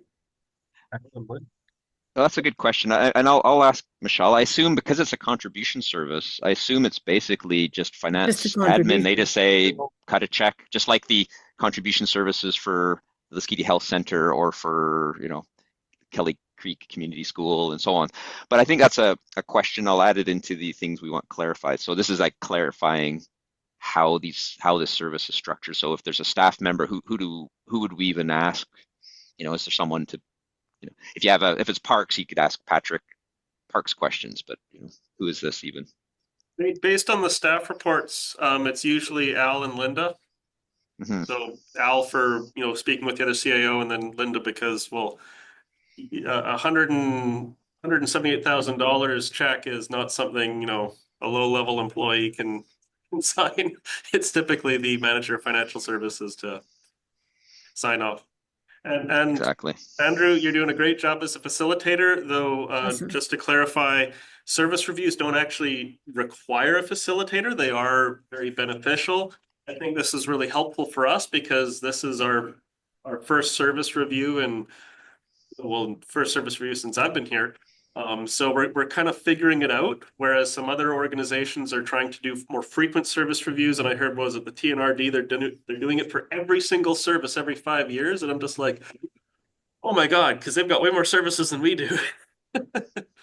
Well, I think we also have to respect that Andrew's time, while he's being incredibly generous now, but it has a retail value, and we have to respect that we don't want to burden him beyond what is reasonable, for doing this. So, Andrew, thank you so much for your skills that you bring to the table. And the next ones will be easier because all the people in the social planning service are here. So we don't have to go through all that preliminary stuff the next time. Exactly. You don't have to listen to me. We'll dive in 5 minutes instead of 20. So the only thing left before we adjourn is the date. So, do we want to propose a date right now, or do you want to do that by email? It doesn't really matter, but it has to be before April 60 days. So April the 11th. Probably good by email, just so I can correlate to another life. I haven't looked at April in particular, but when we were scheduling this one, I did look at March. So I spent the time to at least go through and look at the commitments that we have and the meetings that we have, and I can send that out to Yeah, everyone. that Say, helps. hey, these dates Sure. don't work. Good idea. That'll save some time. And for the other reviews, it'll help as well. Sure. Yeah, I can. Okay, I've that's got great. that at Thanks, home. Clay. Thanks. Because you got a handle on Go? different. Oh, I thought you said you gotta go. Well, we do have time. I am going to step out. Yeah. Yeah. So I think I guess before I close, because this is your last chance to add issues without having to get consent. So, I think I covered everything, and I think was there anything I missed? Mainly the voting structure. We have a bylaw review within the service establishment bylaw. And then can we have something in the service establishment bylaw that actually references, like the formula, what it is we're actually funding? Like, can we actually specify the complex in the service establishment bylaw? Because it's like I mentioned, the complex maybe gets closed down, and then we keep funding the municipality for regional recreation. And it's like, well, I think everyone around the table in the referendum was very specific to the recreation complex is kind of the thoughts in everyone's mind. And as Clay pointed out, the service establishment bylaw is a very simple bylaw. And I'd just like it to be a little bit more specific. for some of these issues. Yep, those are all in. Jason? Yeah, just thanks. Just as a wrap up, like, again, this meeting was supposed to clarify the issues. I think we've done that fairly well. Determine the scope of the review. And again, we reminded ourselves that it's the bylaw and then any recommendations we have to the board coming out of that, and some of the homework we have to do. Identify each participant's interests. I think that's the three of our areas' interests, but also the board. That was a good reminder of that. And agree to a negotiation process, and I appreciate Andrew helping with that. So that's what this meeting today was supposed to do. So thanks for that. I think we're done. Great. Well, thanks everyone. I think we are adjourned now, and we will have 40 minutes before we Yeah. get to do this again, maybe more quickly. Hey, thanks. Okay. Okay, thanks, and we'll see you in 40 minutes. Yep.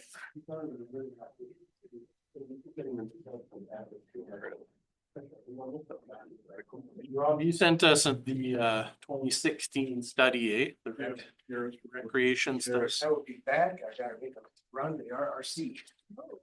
Chris. Yeah, the ARIS was the one that was done by the municipality, I think. Say that again? What was? The ARIS report. It says everybody. It says City of Palaver, Tla'amin, and the regional districts. And then there was also, this one is in reference to the 2014 one that was done in-house by the regional district. That one looks at a. It's hard for me to keep up with all the historical studies and reports that have been done in the past. I grew up with this. And I'm just Like, we all, as soon as you mention something, there's a report from 10, 20, years ago. Or And this is why the TNRD, they were saying they're doing these service reviews every 5 years, is they're like, you have elections every 4 years and you get directors and they're voting on things and they're making decisions over services that sometimes they're like, wait, why does this service even exist? Where did this come from? And it's just like, oh, well, no, don't worry about it. And there was one, they said, oh yeah, they have the service and they have a director that's been there for like 20 or 30 years. And they asked him, they said, well, where did the service come from? And the guy goes, well, I don't remember. I don't know. It was before my time.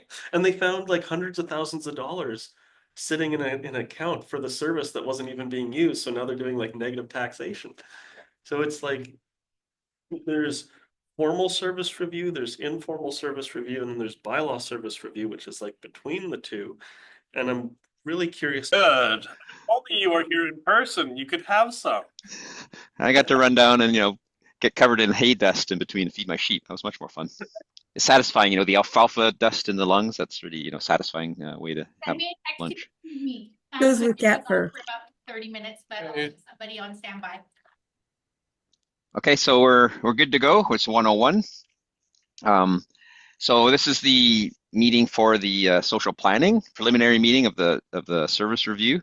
So we have the same members as last time, except Sandy. And this is formal but informal. It's not doesn't have to be like a formal board meeting. So we can go by first names unless someone so wishes to go more formally. But Sandy's here. The service has areas A to E. So I'm here as facilitator and as a party, and then we have Rob representing the board.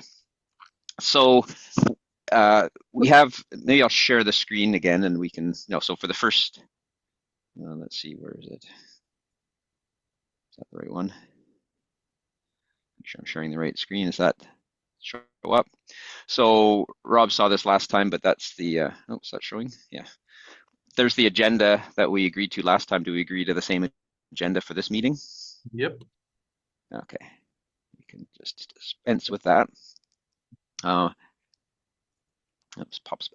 Excuse me. I think with this microphone close to my head, I think if I do anything like cough, it's probably terrible at your end, but That's fine. I try not to. Okay, so we approve that agenda. So so I guess the agreement on the preliminary meeting will agree on the same structure. So unless I hear otherwise, are we good with the same structure as last time? I'll facilitate, chair light, and we'll keep the costs low, and we'll keep notes. Everyone will keep notes, and then you'll send them. I'll send out something, and then you'll edit it and add to it and send it back, and we'll collate. Overview of the process, the purpose, role, and preliminary meeting purpose. I'll just ask Rob because I don't want to repeat another 15 minutes of blah, blah for everyone, and unless you want me to, if anyone here wants me to say it again. No. Rob, you're good? I'm You good. got it. Thanks, Andrew. And I'm going to send that. Yeah, that's great. And I'm going to send that out. You'll see the notes if you need. And it's really, Michelle's sent it all. It's just kind of a condensation of that. Okay, so we're on to 5. Let's just, now I can go down. So the terms of the service, and the terms of this service, where is it? Social planning. Right, so the terms of the services, we have Service Establishment Bylaw number 533, the Social Planning Service Establishment Bylaw. And from my reading of it, if I distilled it down to 7 things, first, it creates a service in the general way for areas A to E. It includes a general definition of what may be undertaken or carried out, and that lists a bunch of activities that the planning service can carry out, but it also includes the phrase, including without limiting the generality of the foregoing. So in other words, it's even more general than the general list of things in that definition. So we'll come back to that, I'm sure, because that is, one of the issues that has been raised. There's the vote. It specifies the voting structure, which is 1 vote per director on resolutions and bylaws respecting administration and operation of the service, the same as the recreation service. It funds activities, and I read that as operations, not capital. So it can fund planning activities like wages or undergoing things, not to buy anything. The costs are paid for by tax requisitions, same as the rec service, and that is based on converted assessment values. So everyone has the same, every area has the same rates. So there's no differential. The ski doesn't pay less or more, for example, just because we're here. And then there's no maximum requisition limit in that bylaw, unlike the other ones. So that's the terms of the service as I understand it. And so I guess the question I would put forth to the group is, does that seem right, or is there anything else anyone would like to add to that or clarify? That's about it. It's just the electoral areas. The service can do literally, or not literally, but pretty much anything. And there's no requisition limit. Yeah. Is Director McCormick still there? She seems to have been frozen. Oh, there she is. Oh, and you're muted if you're trying to say something. A little choppy, Director or Sandy, because we're on first name. I think she'll phone in, or she'll take off her video. That's good. Does that help, Sandy? I can't see the boardroom. Oh, now I can see Andrew. Okay, Okay. I'm good. I don't know what happened. We'll just blame it on the orange cat. Cat hit something. Okay, so that's the service we're reviewing, You went and that's outside. the terms. So the next 2 steps, which will maybe merge a little bit, but 6 and 7 on the agenda are. Let me just pin this. 6 is to review and clarify the issues under the service review initiation notice from Mark in relation to the terms and conditions. So like last time, I'll try to give my synopsis and then I'll hand it over to Mark to clarify and correct, and then we can open it up for discussion on questions and clarification on those issues, and then move on to any other issues. So from the notice, there is some, and I think and acknowledge, and Director Gizmo will correct me if I'm wrong, some of that was written prior to some of the recent changes. So there were some comments related to grants, using the grant, the issue is using the service for grants in aid is inefficient. That is sort of redundant, but it's, not forbidden in the current service. It could go back, but we're not doing that right now. But that's one issue that was raised. I think we can't ignore it. It's in the notice. There's a comment in the notice that said, what assurance is there that this staff member, so that's the social planner, who answers to the CAO of the City of Powell River, will allocate an acceptable amount of resources towards the electoral areas that are providing the funding? This is generating dispute among elected officials. So I would, we've talked about this at the board, I would cast that as the issue being the social planner, if there is one, has 2 bosses, and that's a difficult position for the social planner, but it also maybe doesn't serve, the issue is that may not serve the regional district and the participants as well. Now, as long as the city has no intention of hiring a social planner, it's not really applicable, but it's nonetheless how the service is. The third issue that I identified is this, based on these quotes. Mark wrote, I am unsatisfied with this service as it adds additional complexity to our decision-making process, harms the relationship between our organizations by creating a costly political hot potato that lacks clear definition. And the other comment is the social planning service is neither necessary nor desired as it currently incurs administrative costs to the taxpayer. So I would cast that as an issue related to the definition and existence of the service. What is the, that's in the service bylaw. What is it the service, the issue being raised, if I had to paraphrase, is the service is overly general and maybe not even necessary. And then the fourth item, I think that's, no, it's fifth, 5 items. The fourth item is, Mark wrote, there is no requisition limit for the service. So that issue is pretty clear. There is no requisition limit. And the fifth item is, this service is being used to fund general administration costs. And so the issue or question, or at least the claim by the assertion by Director Gisborne, is that there's the general allocation of time to the service, of staff time to the service, is maybe not appropriate for the service being provided. And I'm not, we can clarify what that is. That's the claim in the notice. So then so those are those 5 issues. So it's related to the grants being used for grants, the 2 bosses of the social planner, the definition of the service or even its utility, the requisition limit, and the paying, the allocation of staff time. This is time and motion stuff in the service. So I'll hand it over to Director Gisborne, see if I got those more or less right, or if if you can clarify further. Sorry about that. Yeah, I think you're hitting the nails on the head, and I just want to let everyone know that the service review for the social planning service was actually written over several years.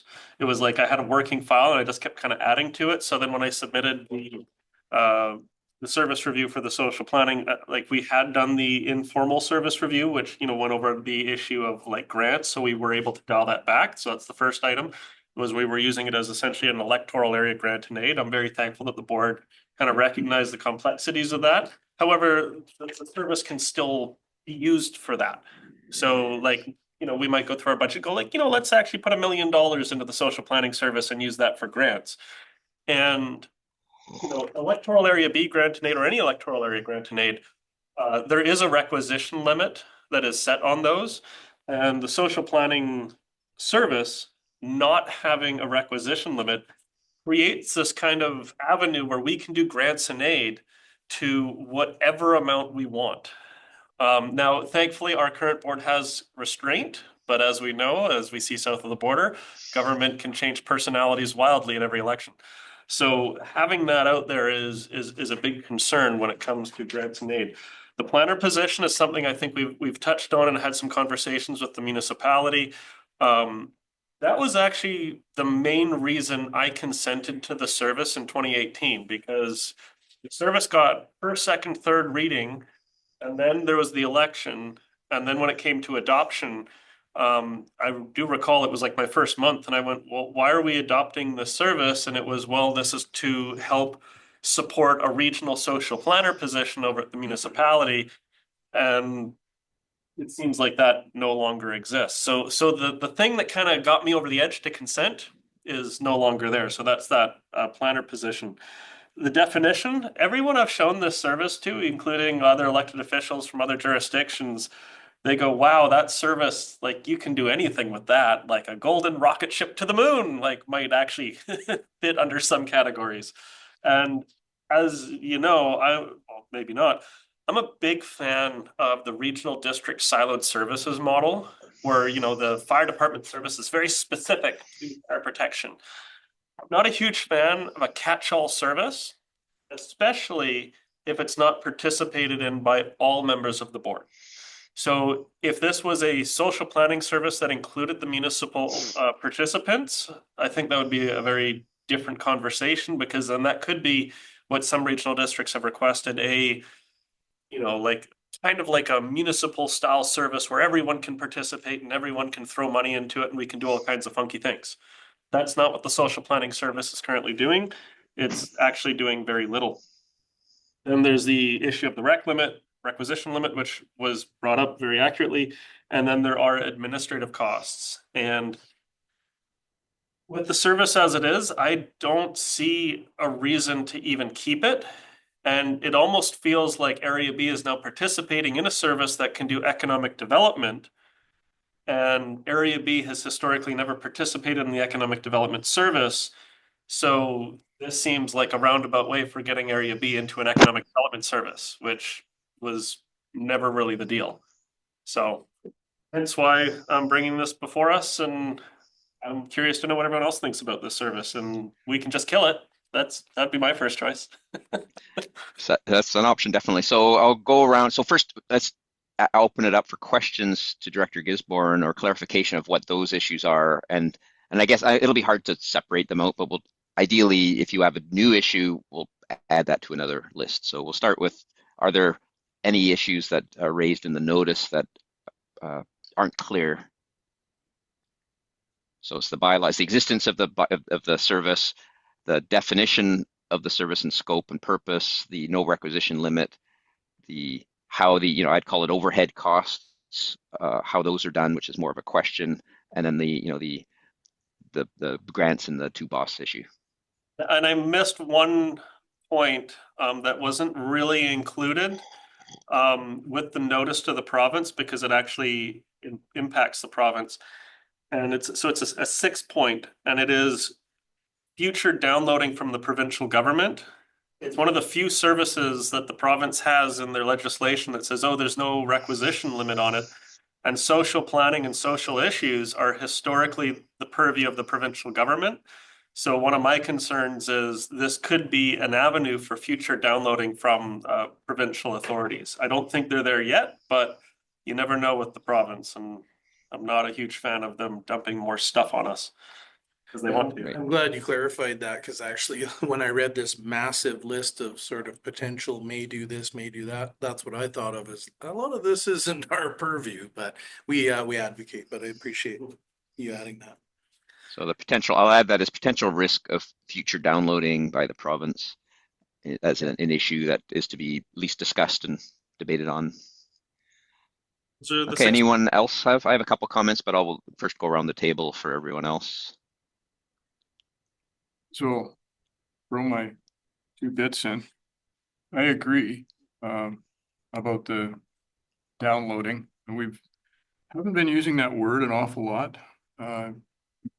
Personally, I prefer the word jurisdiction because to me it's a little cleaner in its definition, and it really does point more clearly to the issue.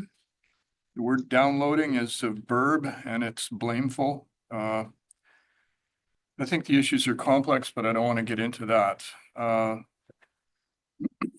So that is that's a huge caveat for me as far as this service goes.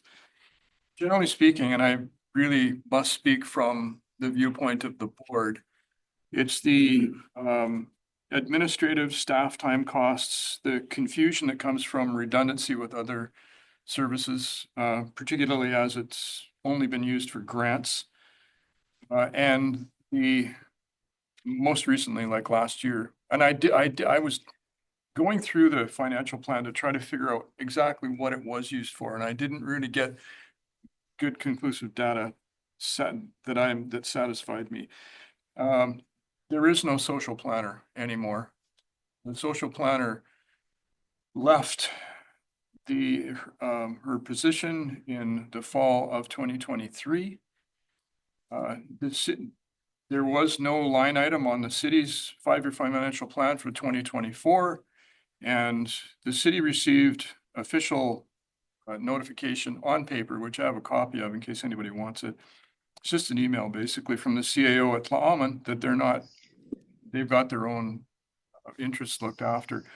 So it is strictly an RD concern, and the muddiness and the hazards far outweigh the benefits or even potential benefits as I see it.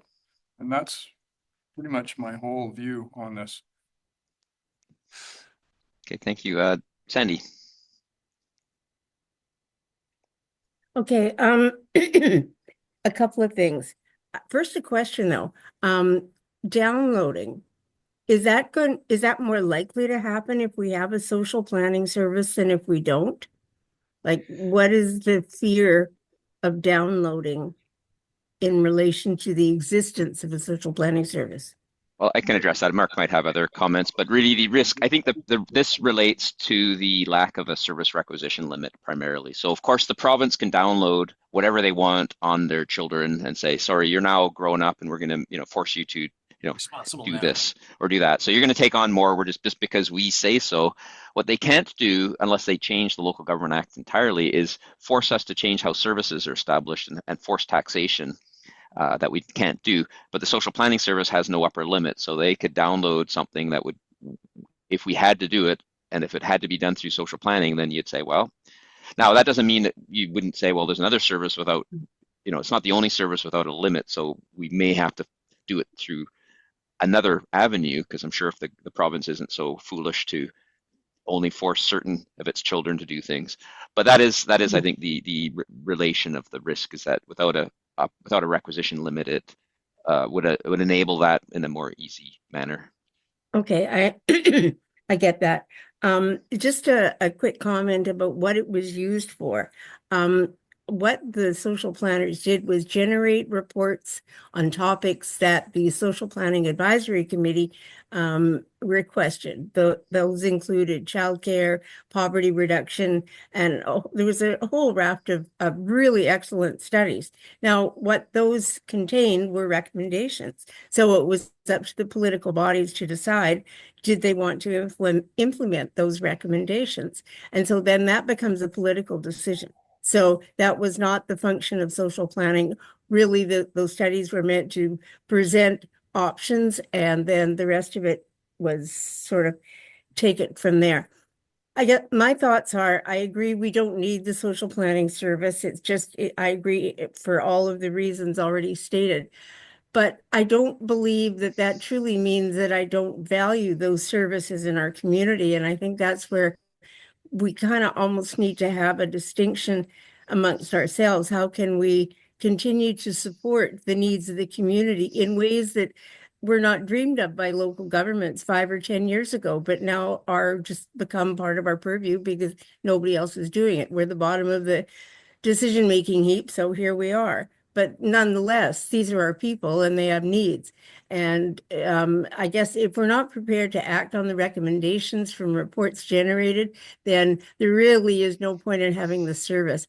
But I think we also need to make it very clear that we do value services for people in our community. So those are my thoughts.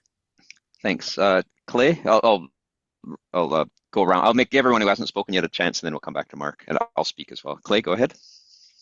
Great, thanks. I would certainly see, I think killing the service entirely, possibly something that I don't. And the reason is because we have the service in place. It is the only service that is exclusively the 5 electoral areas. And I think that gives us some flexibility for some potential future considerations where we want to have something that works for the electoral areas and not include the municipality. Right now, for instance, it's using the MRDT money, passes through it, I know, but if there are any potentialities of utilizing that in the future, it'd be nice to have the first service sitting there so that we can do it. We've gone through the hassle of creating this thing. In the meantime, we can just send a letter to the city saying, hey, we're no longer interested in the social planner position. We're cutting ties. Now, the service doesn't mention the city. The service is just us. It's just the 5 electoral areas. So we could have this here and we could just zero fund it. If it had no budget, then it's not going to cost the taxpayers anything. It just sits there on the books. But it's there if we need it in the future, because I think there are opportunities that we may face in the near future. So I'd be completely in favor of just, like I said, making a motion to send that letter to the city and saying, look, let's cut ties. We're no longer part of this. We just keep it here. We throw, I don't know, $1,000 in it every year or something like that, just to keep the accounts open. But other than that, we have no plans for it until something arises that it may be beneficial to have it. Thanks, Jason, and then I'll give my. Yeah, thanks. And I appreciate your comments, Clay, and made me think that we're talking about the scope of the review, and it would be easy just to kill it, right? Like a lot of us, my intuition says like lots of other stuff. You guys have all made great points, and it'd be easy just to say, put it to bed, let's save the money and move on. But we've talked about some things, and I think this is the work of the review, not now. But I like that even exploring, so, rural services committee converting the, some of the ideas you're talking about is how do we use MRDT? Those are good discussions for the review. Yeah. So instead of just sort of going, I'm done, at least explore a few ideas. Yeah. Electoral areas exclusively, Yeah. All of us. all of us. Yeah. So good point. Thanks, and I'll add on to that before I go around to go back to Mark. So it's been used in the past for funding the social planner, which the city has no intention of filling. I think we're all on agreement there to just cut that. It's not in the bylaw, but that's just off the table. Let's just make sure it's not even available. The other is, other uses. It's being used for the MRDT. Is that the only place? Is that the appropriate place? So really, to me, it boils down to really, here's the fundamental question I see, and this is me speaking not as facilitator, but as a party.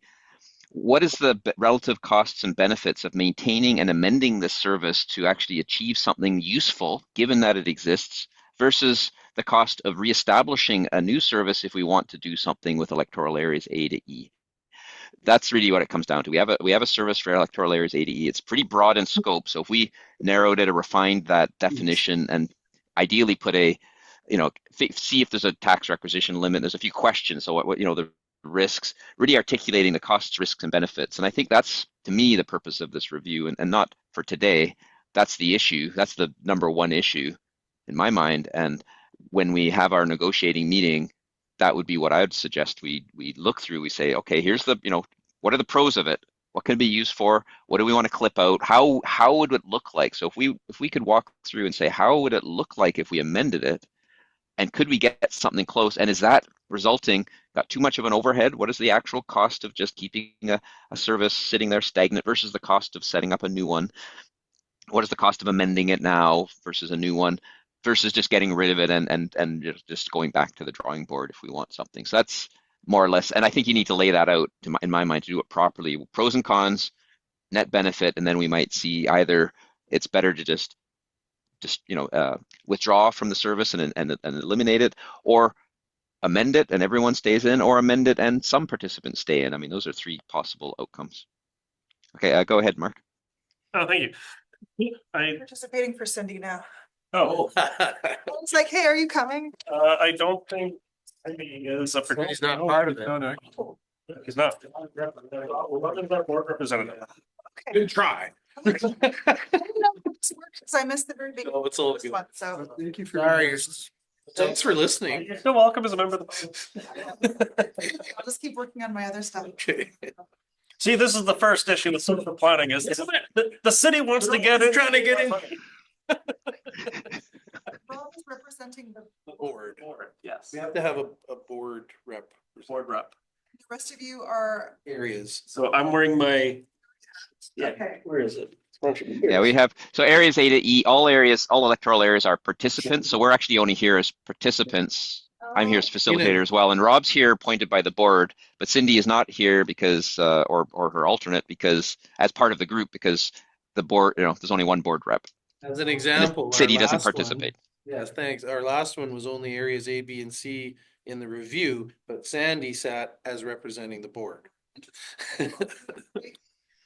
Yeah, and the next one will be just B and C with the board rep, which is Right. Jason, It's me. and then me. So, okay, go ahead, Mark. You had another. Yeah, we're still on kind of articulating the issues, and we're at the end there will be a merged group. So this is item 6 and 7. Yeah, because part of this is, like asking for clarification on why these have been brought forward. The first one about like downloading, yes, the requisition limit is part of that. The other one, I will reference back to the Fire Safety Act, where the provincial government said, hey, like local government, we want you guys to be doing the inspections across the entire region. And one of the ways that we were able to defend it was, well, we don't have fire service that covers the entire region. So even though they try and download it on us, we're just like, well, like, I'm sorry, windmills don't work that way. Like there's nothing to download it to. If we have a social planning service and the province says, hey, like you're responsible for this now, and we have the service, they could just go, well, you have the service, use that. If we don't have the service, then we have that defensible position to go like, well, we don't have a service for it. Like, I don't know what else you guys want us to do. And then they would have to go back and amend the legislation and to make it province-wide requirement. which you'll then get a whole bunch of pushback from UBCM and a bunch of other regional districts that don't have a social planning service. So that answers that question, hopefully. And where were the other ones? Zero fund it, which is something that Clay brought up. I actually agree with that. Last year, I actually tried to put forward a motion to zero fund it to get all those administration costs down, and it was actually ruled out of order at the Finance Committee. So I tried that. It didn't work. And that's one of the reasons why I've initiated a service review, is because I tried to zero fund it and it wasn't even allowed to be in front of the assembly. I think going through the service and going, what are the pros and what are the cons? It's a good exercise.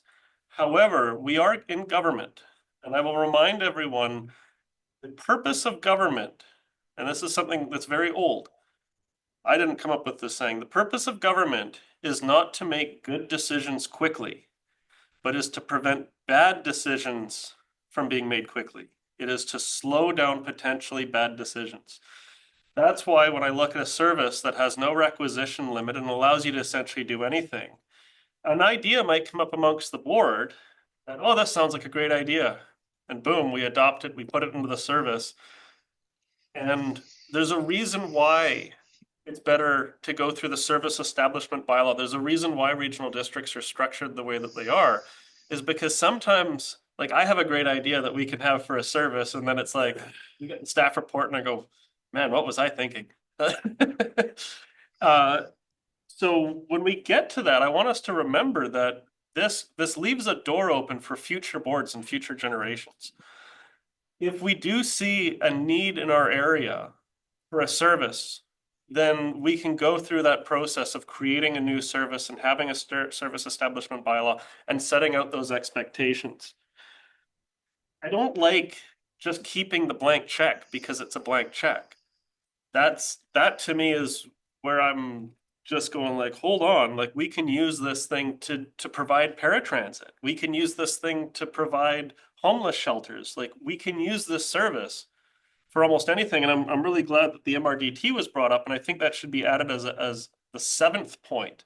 I know we started with 5, but I think what happens with the MRDT should be part of the service review to go like, hey, is there another avenue that we can allocate this? But yeah, simply zero funding it. Tried that. Not going to happen apparently. But yeah, it's like those 7 points, I think they need to be addressed, but I don't support like blank check services. If there's a need in the area that benefits the electoral areas, wonderful. We do have a service that covers only the electoral area directors. It's called Electoral Area Administration. And if we want to have something that is just for the electoral area directors, then maybe we can put this before the board to request the chair bring back the Rural Services Committee, or as other regional districts call it, the Electoral Area Services Committee, because then we could at least have something that is just the electoral area directors, but we don't have that.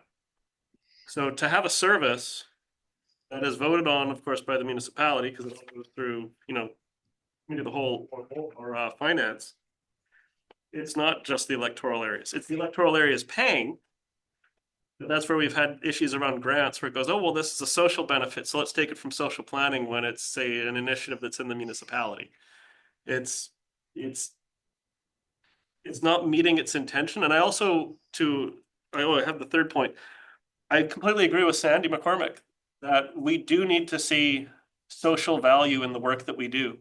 We also need to see climate change in the work that we do, and we also need to see economic development in the work that we do. And I would say that all 3 of those things should not be siloed. They should permeate our entire organization, that they should permeate all of our decision making. When we're looking at, say, recreation facilities, we should look at the social value that they provide. When we're looking at a water system, we should look at the economic, the social, and the environmental impacts.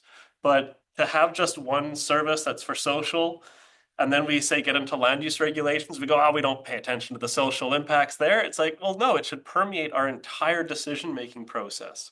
Siloing social issues, I think, limits us when we should be looking at it as a broad approach as our decision-making process. If that makes sense. So that's to hopefully address everyone's issues around the table. And That's it for me, I think, for the moment. Thanks. So I guess we're trying to clarify the issues, not solve them. I mean, it's, it's hard to, easy to cross the line of suggesting, and it's fine. I mean, that's not a big deal, but we want to avoid going too far down that and just saying, well, what do we, put that in a parking lot? But are there other issues? This service is kind of simple in some senses. I mean, it's got this broad definition, has this lack of requisition limit. It has this historical use of grants and the city planner that the planner at the city that we're not making use of anymore and probably won't. There are current other uses, and there are maybe other options. So that's kind of all about the bylaw. So if I had to summarize right now, and before I go back for another round, I'd say really we have the main issue is the service establishment bylaw, what exactly it says and does, and then the real question is, do we want to amend it? I think we probably seem to have consensus. We may not want to just leave it alone, but do we want to, or at least a number of directors want to amend it? Do we amend it? And what are the pros and cons of amending it? And what else do we do with it while keeping the same intent? You can't suddenly use this as can't be just a vehicle for doing anything for areas A to E, right? It has to be social planning function. And then if that intent is that better with this service? Is that the cheaper thing? That's the question I have. It's amending a service establishment bylaw is a similar process to establishing it, right? Just to be clear, the process to amend a service establishment bylaw still requires either a referendum, alternate approval process, or a vote on behalf by the director on behalf, or not a vote, but an agreement, consent by the director on behalf of their EA. So it's the same process, more or less, as outlined. So amending it's the same. So really, is it better to keep it, or is it better to amend it? What are the pros and cons? What are the costs? And those are just questions at this point. We don't have, we're not trying to get answers. We're just trying to lay it out. And it seems to me it's all about the bylaw. And so I'll open it up for more round of the table, but I think that's really what this negotiation meeting is. We can't end the service review at this meeting. We can't say, well, we've decided, even if we agreed that we wanted to abolish it, that if it was unanimous at this meeting, we still have to have that negotiating meeting. That's what the Local Government Act says, formal service review. So it doesn't harm to go through that process and have that as an item of review that bylaw in detail and then make a recommendation, and maybe it's one more meeting. So are there any other issues before we get into the negotiation process? Rob? Question comes up in my mind because I really appreciate this conversation, particularly with the idea of keeping it dormant. The city, within the regressive property taxation that we have, has something even more regressive, and it's called flat tax. It was reasonably significant a number of years ago. The city reduced it back down and down and down to the point where it's almost insignificant. In fact, it's as close to insignificant as the city could make it. The city did not get rid of it because once you get rid of something like that, you can't get it back. So it's not a very good example, but it is analogous to this, and that's where the question comes in my mind. Could this simply be kept in the books? And this, of course, triggers the question that you asked, Andrew. What cost truly is there associated with that? But could it be something kind of like the flat tax for the city? Well, that's exactly it. And I think if you want something fundamentally different, we want to avoid using the service just to achieve something else. If the public really needs input on a new thing, if it fits within the same scope, maybe it's good, keep it dormant. I mean, so I think what I'm suggesting is we don't decide today. We aren't trying to we shouldn't try to commit to keep it or amend it or lose it. I think we should agree ideally to hold a negotiating meeting that focuses on that bylaw and with a particular focus on what are the benefits of what could be adapted and what would that cost? What are the pros and cons? What are the risks of amending it and maintaining it versus getting rid of it? What are the pros and cons of that? Opportunity cost, risks of losing something that you have to re-put in, and regret of getting rid of something. And there's intermediate options of leaving it and then reviewing that in a couple of years and saying, well, do we still need to keep funding it? Because zero overhead there won't be zero overhead. There's still there's still going to be a budget item, and I think zero overhead means $1,000 or something, but we can clarify what exactly that is. Yeah, exactly. Thank you. So is that, are we done with I mean, we can add more till the meeting's over, but we're getting into like I'm probably pushing it towards the negotiation process. And like the other one, the next step is really to meet uh, with the main agenda item being reviewing the bylaw with a particular eye to whether it can be amended, looking at the issues that are raised that at least some directors find unsatisfactory, reviewing that definition and the requisition limit, and then maybe in between there could be some information gathering, or that meeting could actually come up with a set of questions, because we have questions. What I see right now is we have questions. What is that overhead? What does dormant mean? What is the cost of amending? How does the process of amending differ from establishment? What are the scope of being able to shift the terms of the service? There's a bunch of questions, and I think we articulate that, not today, that's for that meeting, to say what are those, and I guess I'm doing it, but we could actually come up with a set of questions that then go to staff to try to get some answers before we might decide to make a recommendation one way or the other. Go ahead, Sandy. Yeah, I guess we'd have to decide if we're going to look at amending it, why we would amend it. What is it that we want it to do by amending it? So I think that's a question that we would need to resolve. The other thing is that there's going to be a lot more information that we need regarding the comparison of costs and various things. So we're going to need staff input at some point to provide some of that. So I just wonder where the appropriate, because if we're going to have a meaningful discussion in the next meeting about the various options, then I think we need to have that information for that meeting. Yeah. So what I'll suggest, I'll see you, Mark. What I'll suggest is once this meeting's done, I'll send out the summary of what we've the interests and the process.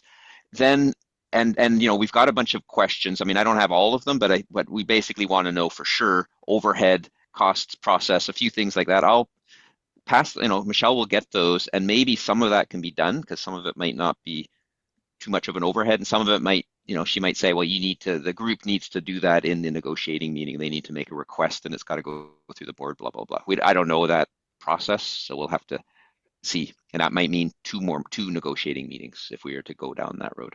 Go ahead, Mark. Yes. Getting information from staff, I think, would be very helpful. Good news is we asked for an informal review of the social planning service, and we got that report last year, dated January 10th, 2024. And I think that is a staff report that we can bring before our negotiating team, or whatever it is that we call it, at the next meeting. It really is 4 pages long, but then it has all the extra material. And just to reference it, one of the items was that we set aside about $30,000 in the social planning service, so for social planning initiatives related to wages. So even though we did the informal review, we still said, okay, $30,000 for staff time related to things that have to do with social initiatives. So it is costing us money. And I guess one of the questions I would ask is, because this service can kind of do anything and everything, what existing services do we have and provide that could essentially be amalgamated into the social planning service? Like, could some of the community recreation services be like, you get where I'm going with this. Like, if someone came forward right now and said, hey, we got a community hall that we would like funded for community recreation or something, well, according to our service establishment bylaw, we could use social planning to do that. So that's where I kind of see this kind of going a multitude of directions. We could either get rid of the service, or we could get rid of other services by amalgamating them into the social planning service. Of course, then that changes the boundaries of stuff and just makes all the electoral areas pay. But that, I think, underlines the fundamental issue at play here, is if a service comes up which says, hey, there's something here important for Savory Island or something like that, should it be paid for by the whole electoral areas, or should we create a service just for Savory? Like, I think that's part of where I'm going with this, right? Like, if that makes sense. I know I'm getting well, maybe if I could add, sort of rephrase that a bit in my thinking, Mark. Maybe the negotiating meeting would have two items. The first item would be a discussion of what is it we want to achieve, kind of what Sandy was talking about earlier. What do we want to achieve related to social planning? What is our objective? And then how do we achieve that, right? So what are we really trying to do? How do we achieve that? And one way, you know, like one option, for example, is that a strategic planning thing? Like we want it to be part of our strategic plan and it's just all the way through everything. And, you know, like, you know, was mentioned with climate change. We don't have a climate change service. We just want to deal with climate change all through. We want to consider those things. We might have that for, you know, buying Canadian first at one point, but, you know, Canada, but whatever, that we'll see how that goes. But, you know, so discussing that high level stuff first. So reviewing what we want to do in relation to social planning, try to keep it a bit, and then what are the options? And then the second item would be a bylaw review. So could we achieve that with that bylaw, and then what pros and cons? An outcome of that meeting, if we want to try to keep it, you know, not have a giant process, would be to imagine that the outcome of that first negotiating meeting would be essentially some questions that we need answered. We'll have some going into it, but I expect there would be more coming out that you know, we have to figure out the process to get those addressed. Some of them are in that report. Some of them might have to go back to staff. And then we may have another meeting to say, now we've got all the information, we've articulated our desires, we've articulated our options with the service, we understand what the implications are keeping it or getting rid of it or moving it around. Now we make a recommendation. So that one, you know, that would be the second negotiating meeting, and then we'd be in the ideal world, we'd be done. So we have those two negotiating meetings. One is one more level down of articulating what we want vis-a-vis the service, and then the second would be a recommendation on what to do with this service. And then make recommendations, because the recommendations to the board could be, we want the bylaw to be amended, or we want to withdraw, or whatever, and we want the regional board to consider prioritizing social planning issues in the, you know, next time the strategic plan is reviewed, or we want it to be, you know, we want to merge services, you know, whatever those options are, we would make that maybe in that second meeting. Does that seem like a bit of a game plan? Okay, well, I guess just like last time, we're more or less done, which was good and efficient. Before I close, I just want to, you know, the process we can always work out as it's unfolding. I think the only thing we are committing to for the negotiation process is to have a next meeting, again, 60 days, same process as before. It'll have at least 2 items on it, as just described. But also, before this meeting ends, if there's any other issues that are coming up, just this is the chance to do it unilaterally. Otherwise, the whole team has to agree. I mean, I don't know what there would be, but I just feel a duty to say that. To be fair. Yeah, so just to recap, I think there's 7 points. The granting ability, the planner position, the definition, the service review, the requisition limit, administration costs, potential downloading, and then MRDT. Yeah. And kind of what do we do with that? Exactly, those are the main ones, and we, you know, I think hopefully you've taken some notes. I'll capture what I can. It's not, I don't want to be, you know, it's not that we have to be hard-nosed about this. I'll write up a table again. So the report, or I'll do a little report that will say, here's what we agreed to as the issues, and if they're not captured right, if we say no, there was one you missed, or I said this, well, they go in there. If it came up at the meeting, we all heard it. It can be added. That's not like I don't control that. We agree by consensus, those are the issues, and this is the process. We're going to for sure have one meeting, maybe a second one, or others, and they'll talk about these things, and we'll schedule a date that doesn't conflict with the other one, and maybe not on the same day. Maybe not with all the stuff we have to talk about. Yeah. You might get tired of me pretty quick. Yeah. Speaking of which, group, just to let you know, I'll probably do the next meeting virtually from Lund, so I can take care of some other business, but that shouldn't be a problem. Oh, It shouldn't be a problem. And From my having point of on view. the same day is also really helpful. So in the Yeah, I mean, next thinking, yeah. Yeah, I mean, that's somewhat of I mean, that's an option as we schedule these for the people who are in all of them. You could try to set more time limits on them. We could also say, you know, either you say, let's have a a big blast meeting and get everything done, or you say, look, let's just allocate up to 2 hours, and if we don't get done, we just push the pause button and say, let's go. We've got a bunch of stuff we've thought about. If we take 2 hours, we've obviously not reached agreement. So, in my mind, so that might be another way to avoid burnout. And Sandy? there's one more thing I'm thinking of, and that is we've allocated $25,000 a pop for these service reviews. Now, our budget is not finalized. We're going to get another round at it. I'm just wondering if we should reduce that amount Mm-hmm. to maybe 5,000. I mean, I don't know what a reasonable amount is. I'm guessing kind of, but I don't think it's going to cost 25,000, 75,000 altogether. So we can provide a bit of relief that way. That would be great.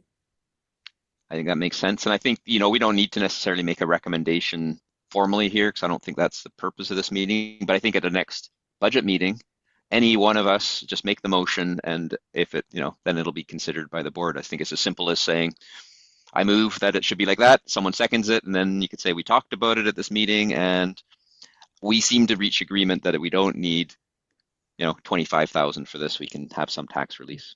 Because we could do that for the last one if someone wanted to as well. That's, up to the A to C directors. Yeah, I'm just but, wondering though, because we're going to have a board meeting again before the next finance committee. And if we could do this before the finance committee, and that way those changes could be incorporated into the next draft. I mean, it would kind of make sense, I'm thinking, to do it that way. Okay, well, we could try this because we're all learning as we go, or I'm certainly learning as I go. So why don't we try our first recommendation if the group desires. So what I would suggest is, Sandy, if you want to make that as a recommendation, and then we'll Sure. we'll discuss it and agree on it or not agree on it, and then that will be part of the package that come out, and then that can be sent to staff, and they would have it right now. I was actually thinking $5,000 would be sufficient as well. So I think we're having a telepathic connection here right now. Whatever works. And any money that doesn't get spent would, like, say, for example, we did take 25,000 and then we all decided to kill the service and it only cost us like $300. Then next year, all that money would then go back to the taxpayers under like the negative taxation thing. So if we set it to 5,000, we don't even use 5,000, then that would become negative taxation next year if we don't have anything to spend it on. So, but if next year we decide to, buy a Taj Mahal or something using the social planning service, then there isn't any money left. Yeah, a very mini one. So do we agree by consent that this would be something? And I would write it up as an advisory committee type recommendation that the service review group recommends that the board reduce the budget for the service review from 25,000 to 5,000. And then, that, of course, we all, before I say if there's anyone disagreeing, we would all have to understand that if we decide there are some costs that are beyond 5,000, that may cause us to have to push the pause on the whole service review for up till next year. And there is no limit. There's no time limit on service reviews. Once they start, they can take as long as they want. The bylaw, the government, I read somewhere in one of the provincial things, they said clearly there is no limit. If we met and said, okay, we'll schedule our next meeting for 2026, we could do that. So that's the implication here, that if we said we really need the Taj Mahal, well, then we're going to have to wait till next year. And so be it. That would be we would just have to suck it up and say, yep. I shouldn't say it that way. We would have to just accept and acknowledge that was an implication of our decision to do this recommendation. So we're good with the recommendation. Is there anyone who isn't good with that? Okay. Yeah.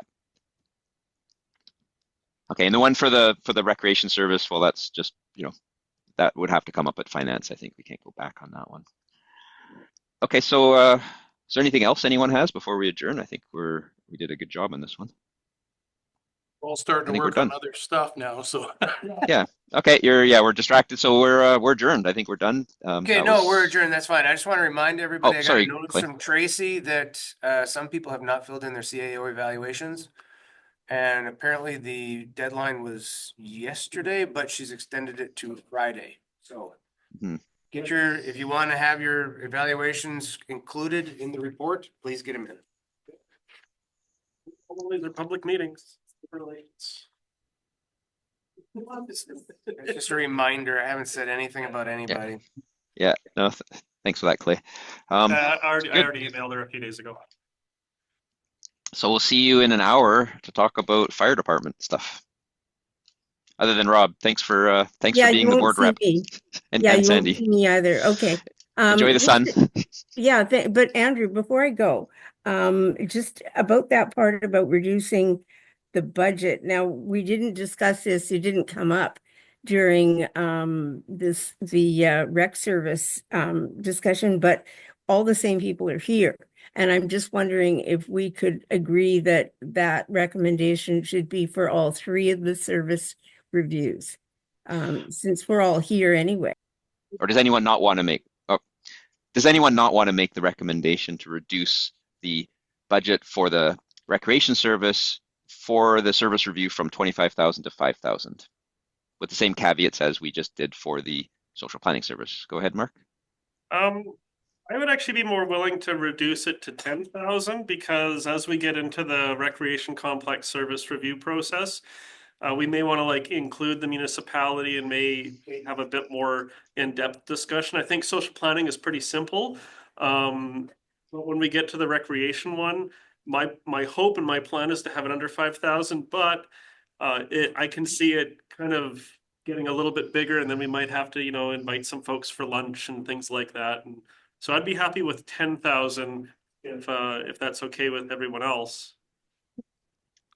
I don't pay into it, so I'm just a facilitator on this one. I'm taking my other hat off. Is everyone okay? The A to C and Sandy, are you good with the 10,000 as a recommendation for that? Yeah, but I'm the board rep, so You're the board rep, right? Yeah. You don't have. Are the A to C reps? I don't see anyone. Thumbs up. Good. So okay, but that's done. Now we can adjourn that one. Now we're Thanks, all, guys. See you in a all bit. proper. See you in an hour. okay. Bye, guys. Okay, bye, Sandy. All right, see you, Sandy. Send Okay. me a text if you need me. Okay, Hey, thanks, thank Michelle. you. Okay, so let me get the board on big. I can use the pin to get. Okay, so I guess Mark's just off the window there. You still in the room there, Mark? There we go. Okay. Our microphone turned off like right as Michelle walked out, so I had to go and click the button. Okay. It seems to monitor that. Thanks, Mark.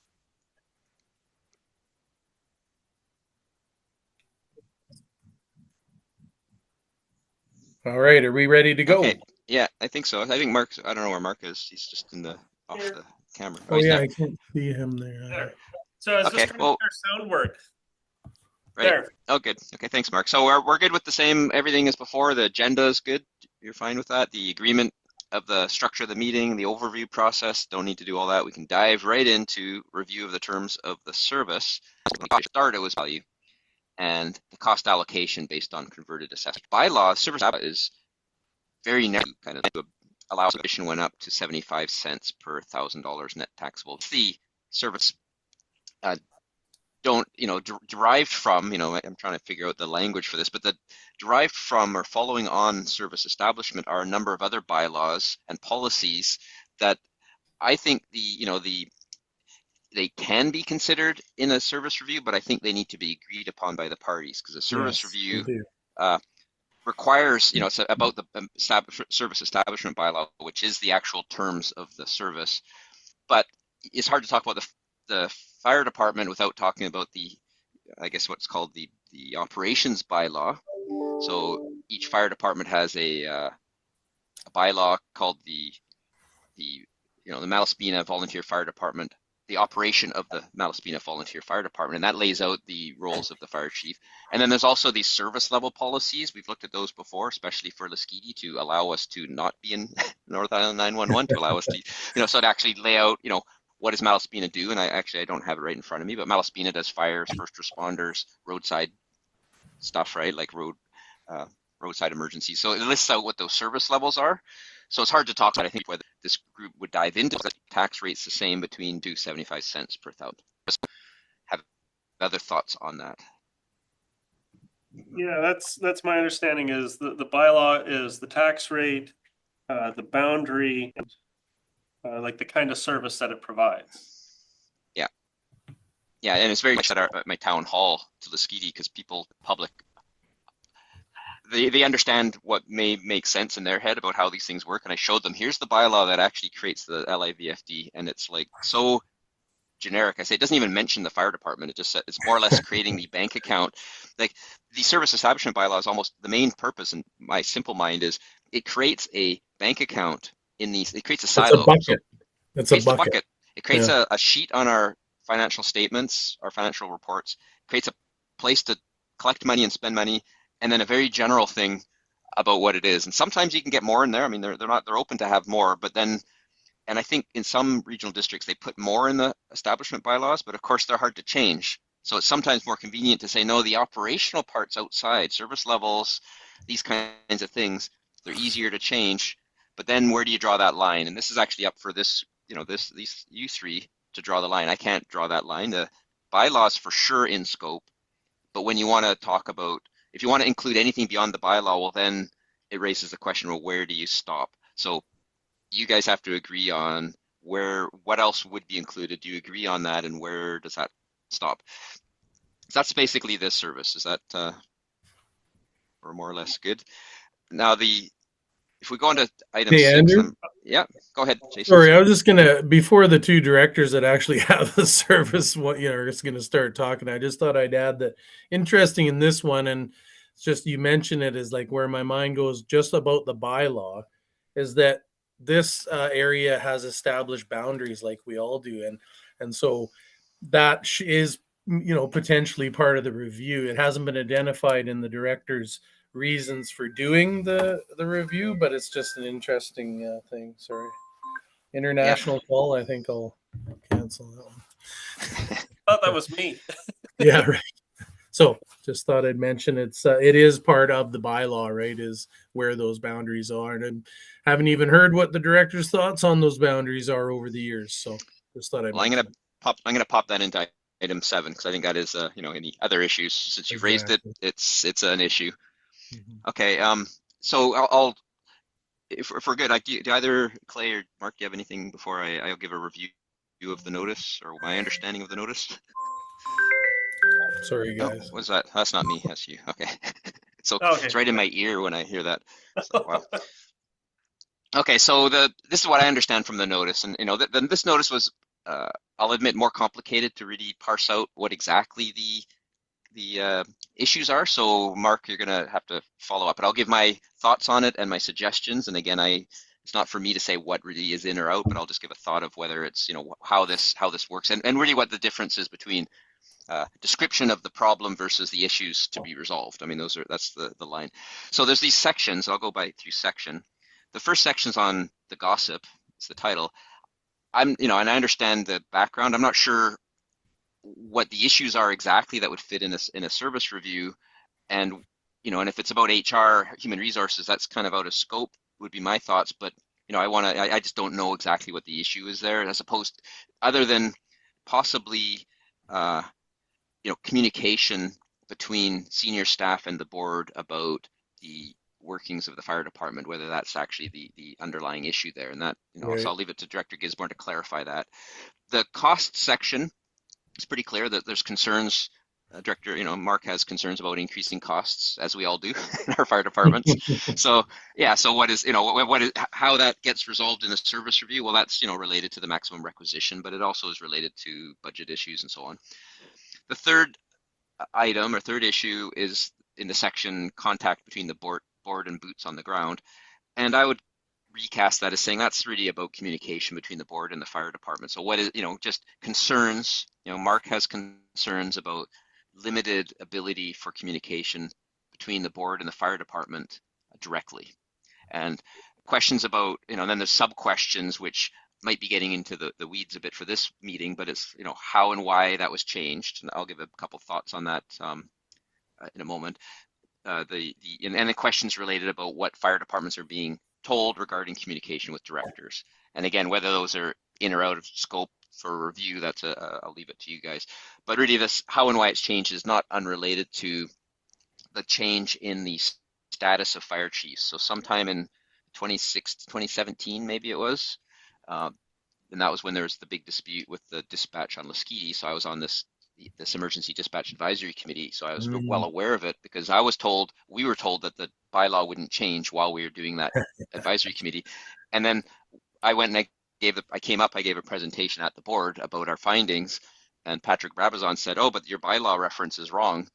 And I was caught totally off guard in a public meeting because the bylaw had changed without telling us. So, anyways, I won't bring in my own grievance about LIVFD or old stuff. I'm happy with LIVFD now. But the point being that what happened was there were some revisions to it and consolidation and alignment of the bylaws. But one of the major changes was that the fire chiefs before that time used to be officers of the board in the operations bylaw, and they were appointed by the board and they were hired and fired by the board, and that changed. Now they're hired and fired by the CAO, and it's more changed to say the fire chief reports to the manager of emergency services. So that was something that did change. So when they are officers, the reason I bring it up is because it's directly related to that issue. That when if the fire chief was an officer of the board and appointed and terminated by the board, well then there's obviously got to be a relation there with the board. But if it's the CAO doing that, which has some merit, I'm not saying it's good or bad, that's just the fact of what the change was. So that's not for today to work out. I just think that's just a tidbit of fact of why it might have changed, but whether the timing is related to those questions, I'm not sure. Okay, so that's the contact. So issue is communication between board and fire department directly. Then there's the section on the August 2024 request, this policy that came to us on TexADA. And the issue, as I understand, is, related to staff bringing, the concern about staff bringing unrequested policy proposals to the board. Now, I don't know if that's in scope or not. You three can decide whether that's related to this specifically, but it seems like a bit more of a general discussion. Maybe if you want, you'd suggest to the board, because it's not just fire department. And that questions that were in the notice talk about, asking questions about how exactly that came about and what the rationale was for the policy and how do other information related to the rationale, other local governments and so on. So that's the issue, and that's it's in the notice, so it's on the table. Another item that I noticed I pulled out or distilled is this. The notice from Mark talks about a motion for an informal service review, and the quote. So this is my first quote I have for now.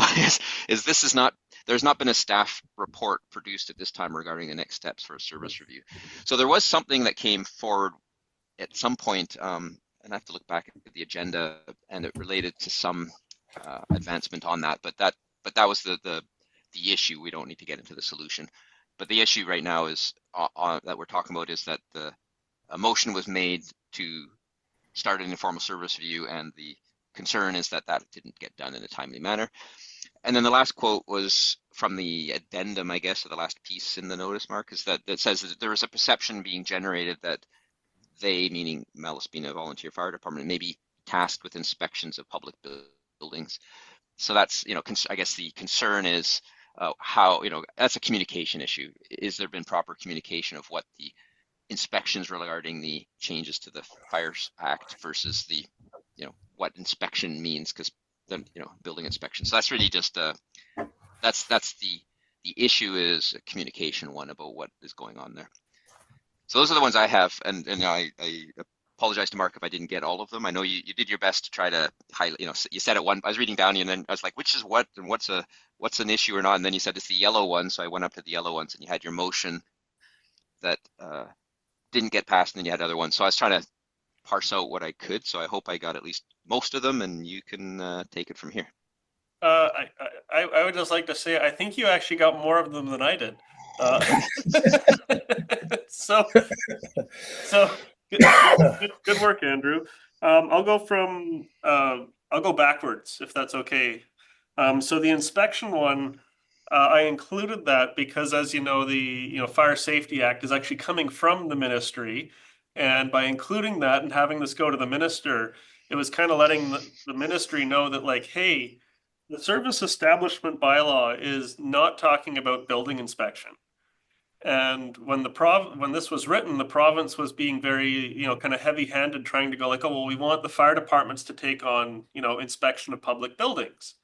And it's like, well, hold on, if that's going to be the issue, then, Ministry of Municipal Affairs, you're going to have to appoint someone to come to the service review because that's like, you're one of the parties now. Like that's not the purpose. Like when I read the very limited service establishment bylaw, there's nothing in here that says that we're going to do, inspections for fire safety. So that's where that one kind of came from. I guess I'm going to jump around a little bit now. Yeah, the single department versus multiple, and I think that all ties in with like the contact with the board and the fire department service, and that goes back to what you said about how well the fire chief used to be appointed by the board, so there was a direct connection there. Now I'm not asking, oh, let's have the fire chief appointed by the board. I honestly think that having the CAO be responsible for that is as much as I've heard from anything, that is the correct way to go. But when that transition occurred, there seems to have been a growing gap between the fire department service and the elected officials. And in communicating with some of the regional directors from other jurisdictions, I was kind of, some of them, they have annual meetings with their fire chiefs when it comes to budget. Of course, one of the things that always came up was, no, you shouldn't have like one director going off rogue and meeting with the fire chief and coming up with some kind of agreement for, oh yeah, we're going to get you a new this. Like that's not appropriate. But what quite often will happen is they say, okay, we're doing our budget deliberation, and on Tuesday, the fire chief and the directors that are involved and the CAO are going to meet and have kind of like a fire department budget meeting. And some regional districts have even gone even more formal, where I believe they've either created a separate bylaw or they've added it to their service establishment bylaw, the formation of a commission. And the commission outlines like, okay, who's participating? What is the purpose of it? What is the scope of it?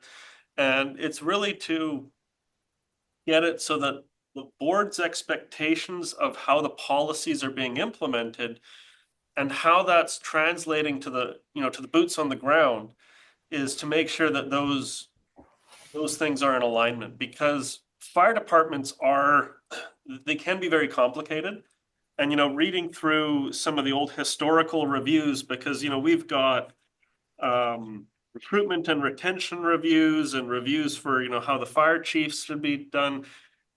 Our regional district for a long time, we kind of had this perception of the fire departments as, if we leave them alone and don't go and bother them, they'll keep doing their job, and let's just kind of leave it as is. Well, we're no longer in that kind of world anymore. Looking at our most recent fire department recruitment and retention review from 2016, there didn't really seem to be a lot of issues in the halls. But now I think if we were to do that same review for recruitment and retention, you might have some negative pushback, and it might be a result of some of the policies that we adopted.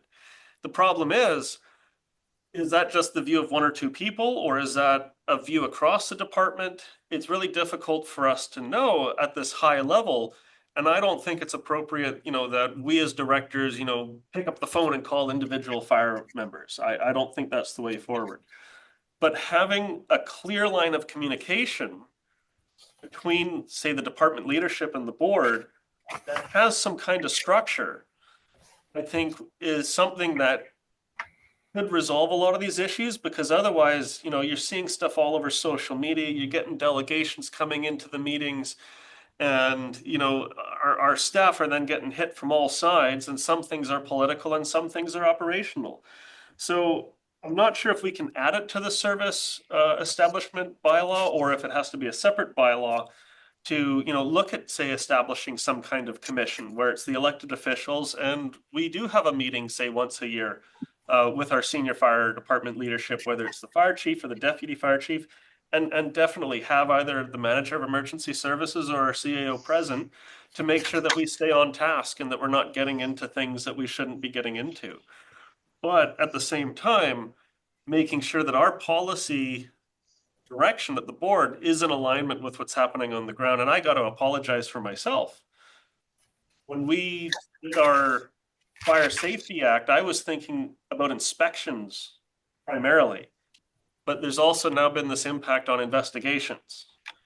And that's something where I have to apologize. I didn't fully understand.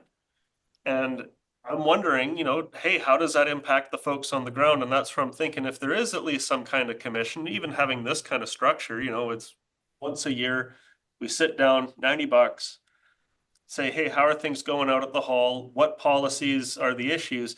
And really, a lot of it comes down to that cost issue where the fire department service has gone from under $300,000 in 2014 to over $1 million.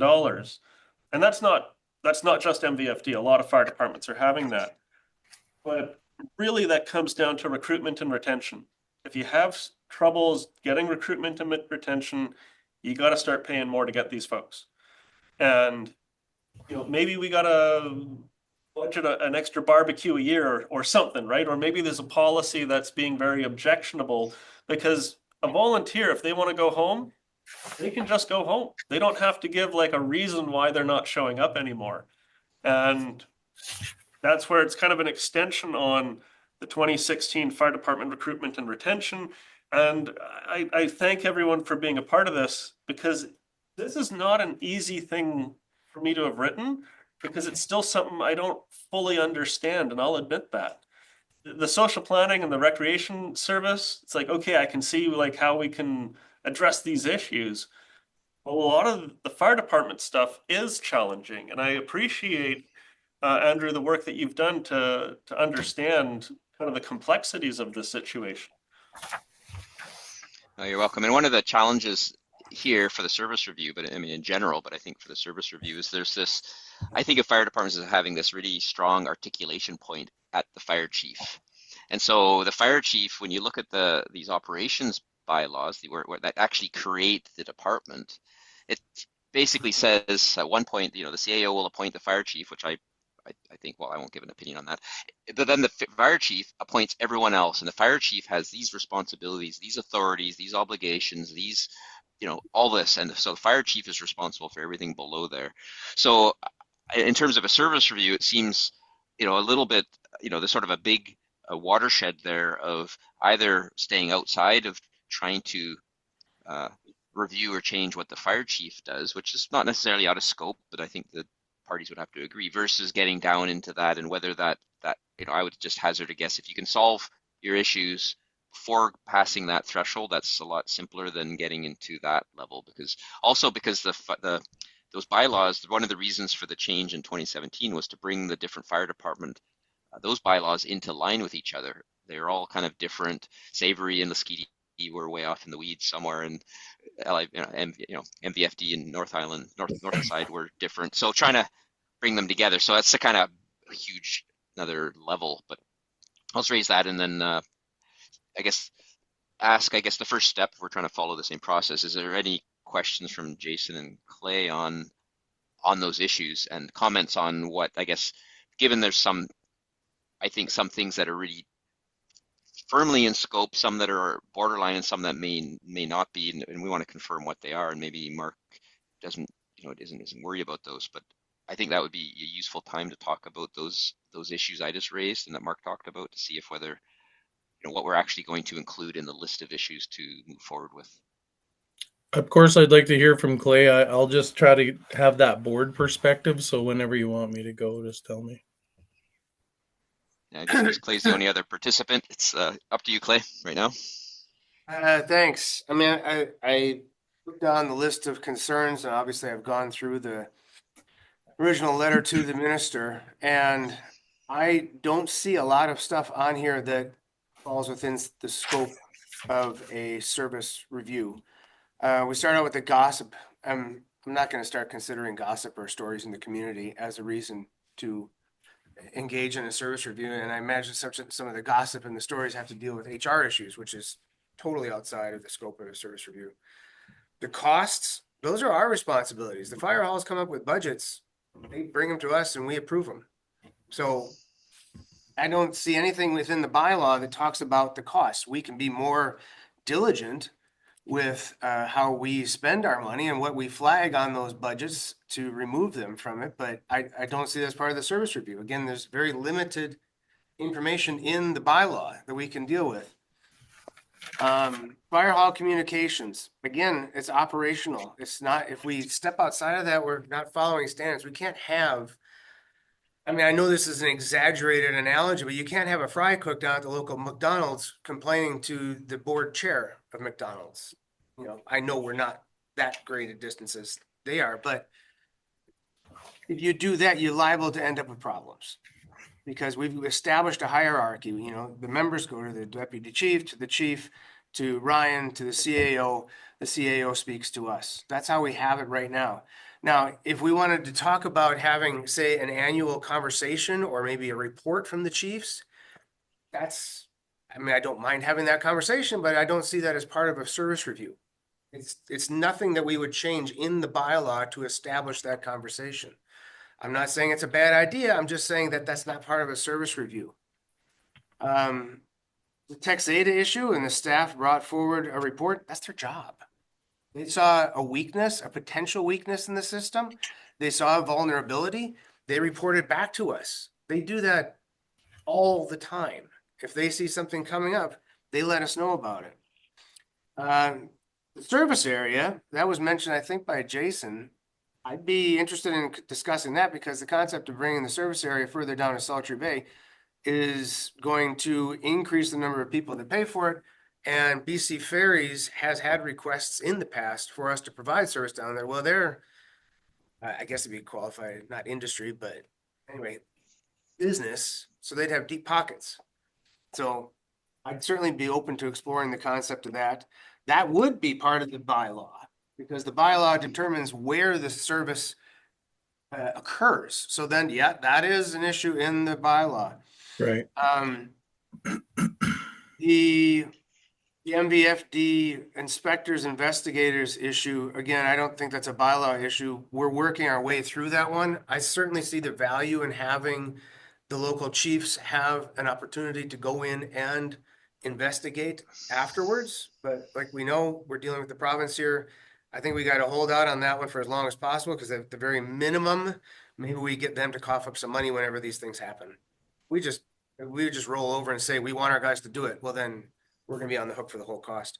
So ultimately, I think it'd be nice if the fire chiefs are involved with the investigations, but I don't think it's part of the bylaw. Yeah, I understand. Well, communication was mentioned many times, and having annual reports with the chiefs, I don't think that's necessarily a terrible concept. Part of the service review. But I mean, it'd have to work for everybody. You know, right now we're discussing MVFD, but we're not going to start making changes just for the MVFD. It would have to be something that other chiefs would have to buy into as well. And I don't know, I can't gauge the enthusiasm level for that, but it may be there. I guess that's all I have to say right now, is that primarily I say look at the service area. I think that is something that we can do with the service review. There's a few other items on here that we could look at outside of a service review. And then there's some things that I just don't think are appropriate for us to be dealing with. Yeah. Jason, do you have Yeah, maybe just a couple things. Appreciate everybody because it's made me think of even other things. So, yeah. So as far as the bylaw, I agree that it sounds like, that's a great reason to have a review and see where those boundaries are. I kind of have the same thoughts there along the same lines. At least ask some of those questions. So there's some meat there. And then I think we've talked about the issues as far as the board, right? A lot of these, like I say, are policy. But I still think, our group can make some recommendations coming out of there if we can get agreement, as you've said before, when they aren't related to the bylaw. As long as the group can get some agreement, then we can move forward. I think that's really what we're talking about. And Mark's kind of, identified those issues that are more human issues, right? Some of them are exactly HR, but other ones are sort of like, I really do believe, by the way, in overall that meeting with the fire chiefs on a regular basis. I see value in that, just again, for the board. And let me just keep going here. You talked about recruitment and retention. Really, that's about service delivery. So if that, recruitment, retention of people becomes part of maybe part of the review when it impacts service delivery, right? So that could, it's part of the discussion.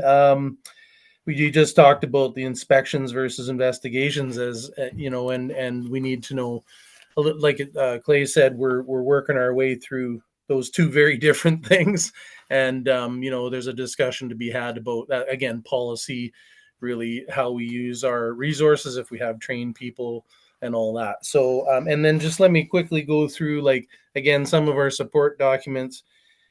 Things for the board to consider. Again, I mentioned it, level of service, right? So that's really one of the things the board's going to need to keep in mind.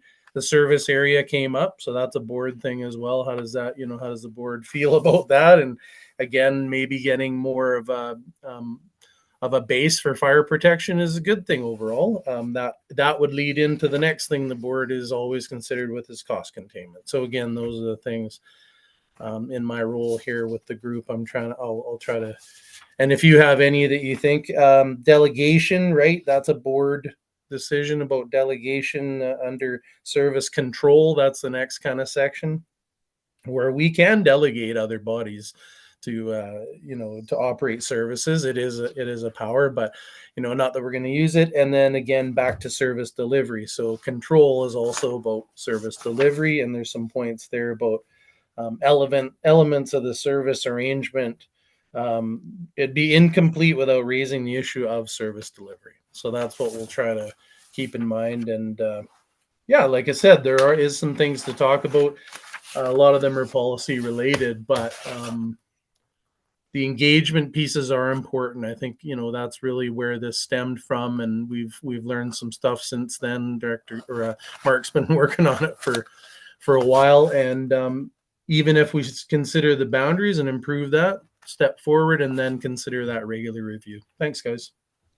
So if I could try to summarize and then I'll go back to Mark, try to Yeah. see where we're at, because we're trying to reach agreement. We have a couple different, we're not quite there yet.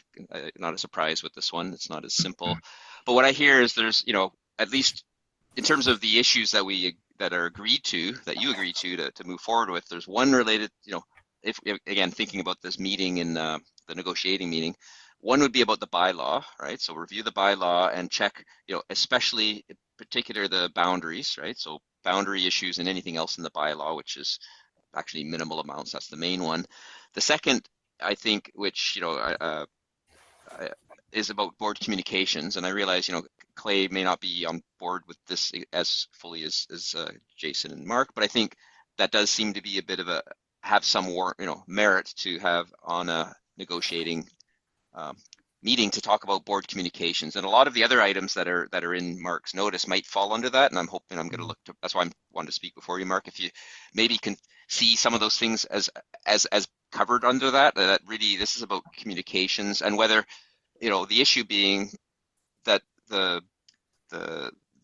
this group wants to review communications with an eye to improve communications to make it more satisfactory to Mark and others. That's basically it. And a lot of those other things can be coming brought under that. And part of that, and I think this annual meeting, an idea of an annual meeting with, well, if this group made a recommendation to the board to have an annual meeting, and it might be I would expect it would be in camera.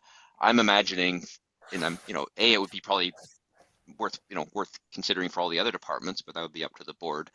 But if that happened in October, November, before the budget, that would be an opportunity for the fire chief to articulate their concerns for finances, as well as some of the other issues. I'm thinking about all this discussion we had in the last couple of meetings about amounts going into reserves and timing and trucks and all this stuff. So that would be it might be of value to the fire chief with of course the CAO and the manager of emergency services there, just to say here's a little session, and so the chain of command is clear, right? It's not outside that process. It's just a annual thing. So that's kind of maybe middle ground between what used to be and what is. And so and then the third, so that's the second item is communications, and a lot of that can be swept into that and discussed, and hopefully solutions found that resolve some of the concerns. So the third is maybe reviewing that level of service policy, which relates to the boundaries in a way. It's hard to talk about, well, let's expand Right. down to savory, down to sultry. Well, you should then review I think,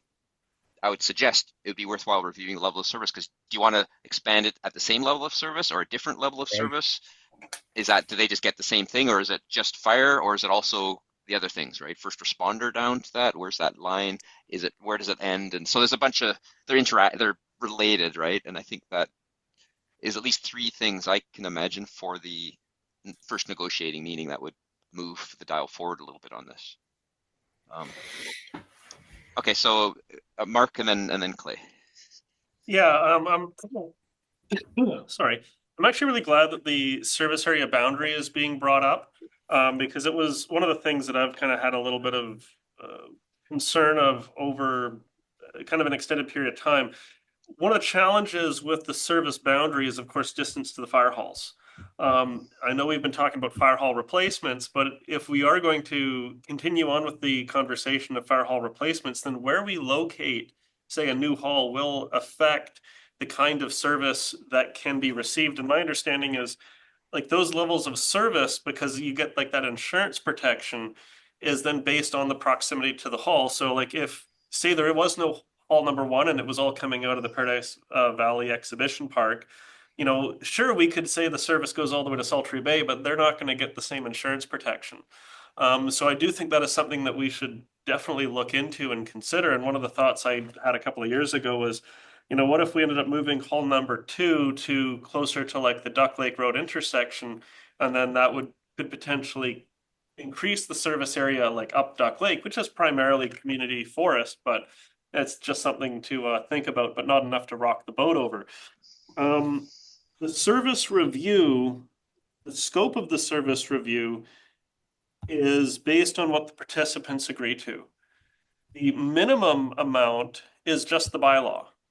But if we do want to expand the scope, and I think this is my understanding from the previous service review conversations that we've had, if we do want to include by mutual consent the issue of communications between the elected officials and the senior department members, which is essentially the chief, then we can have that added to the service review, but it's not automatic. We would have to kind of mutually consent to it. And I'm seeing some nods. And that's really kind of what I'm asking for here. And having the fry cook talk to the head of McDonald's, I don't think is even what's on the table. But if like the local manager for the McDonald's needs to talk to the board, that actually might be something that is a bit more appropriate, but it would have to fall under some kind of structure rather than just picking up the phone and saying, hey, we got this kind of crazy issue.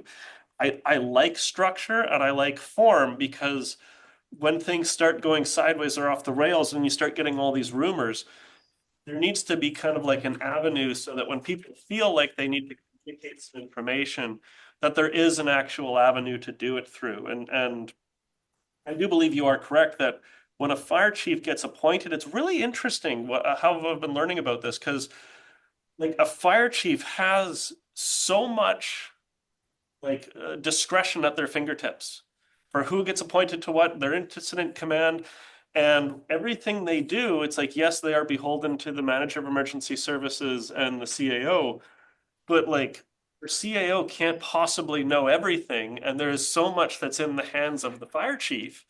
And it always reminds me of when my mom worked for the customs as a customs agent. There were more and more folks between her being the boots on the ground and the head minister. It seemed like the communication became even weirder than what was coming out from the federal government saying, we're searching all the ships. And my mom's like, now we're searching half of a percentage. And I don't want to fall into that trap. And that's why part of this review, and I think one of the main things I'm asking for is, how do we get a good line of communication? How do we get it structured? Does it need to be added to the bylaw? Would it work as a separate standalone, like commission bylaw or something, which I think the Lower Coast has something like that? And then how does this all tie into recruitment and retention? Because then that ties in with the cost. And I guess there's another aspect to this that I've been hearing more and more in the community is we pay for fire protection. But increasingly, BC Hydro has a line come down and it takes them like 8 to 10 hours to send a crew out from the lower coast. And our crew is, standing there directing traffic for a huge amount of time. And maybe there needs to be a clause in there for how do we recoup those costs? Because, that's not really, in my opinion, what we're paying them to do, to direct traffic while BC Hydros drags their feet to, get their lines off the road. I know some fire halls have gone through like this cost recovery model, but it was pretty controversial. I don't really know if that's the way we want to go, but the purpose of the service is fire protection. But of course, they're doing a lot more. And especially as BC Ambulance keeps cutting more and more services, this service keeps just taking up the load. And that's driving the cost as well. So that's where I think mutual agreement amongst the parties to increase that communication. Definitely, let's take a look at the service boundary now that we're here. And this has been a challenge for me because it's like I even admit I don't necessarily know what the problem is, but I kind of see the debris field around a potential problem, and and that's a challenge. So my apologies and my appreciation for all the work that's going in around the table.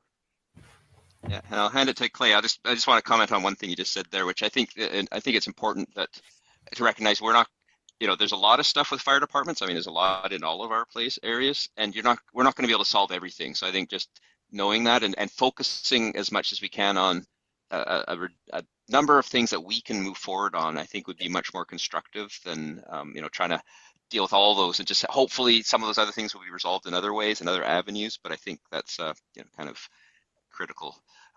Clay, go ahead. I honestly can't remember what I was going to comment on. It's just Right on. Go ahead. Hey, maybe I can just chime in. I Okay, think go ahead, along Jason. the lines, along the lines that Andrew just said, I think even the act of, if we, it's not today, but if we can get to the point of establishing a cadence with our fire chiefs and showing them a little bit of respect that way, that's, politically and sort of culturally in our organization, I think that's how we can help. We're not going to be getting down in the weeds on topics, but I think there's an element there as leaders. That's the piece that's missing, and it's been identified in the submission that I think will bear fruit as well. And like you said, take care of some of the specifics as time goes by.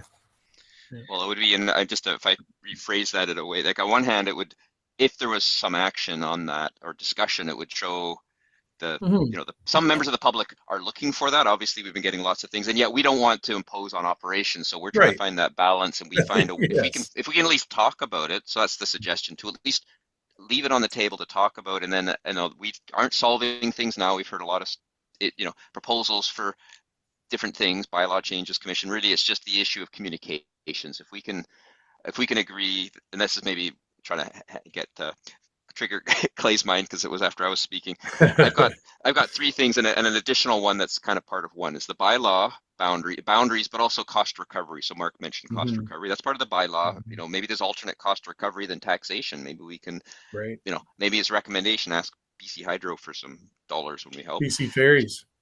BC Ferries, right? So how does that work, right? Communications, so that's number two. So just what are the options? And really, there's just questions, I'd say right now. We have questions about what are the options there. The desire is to, the concern is communications.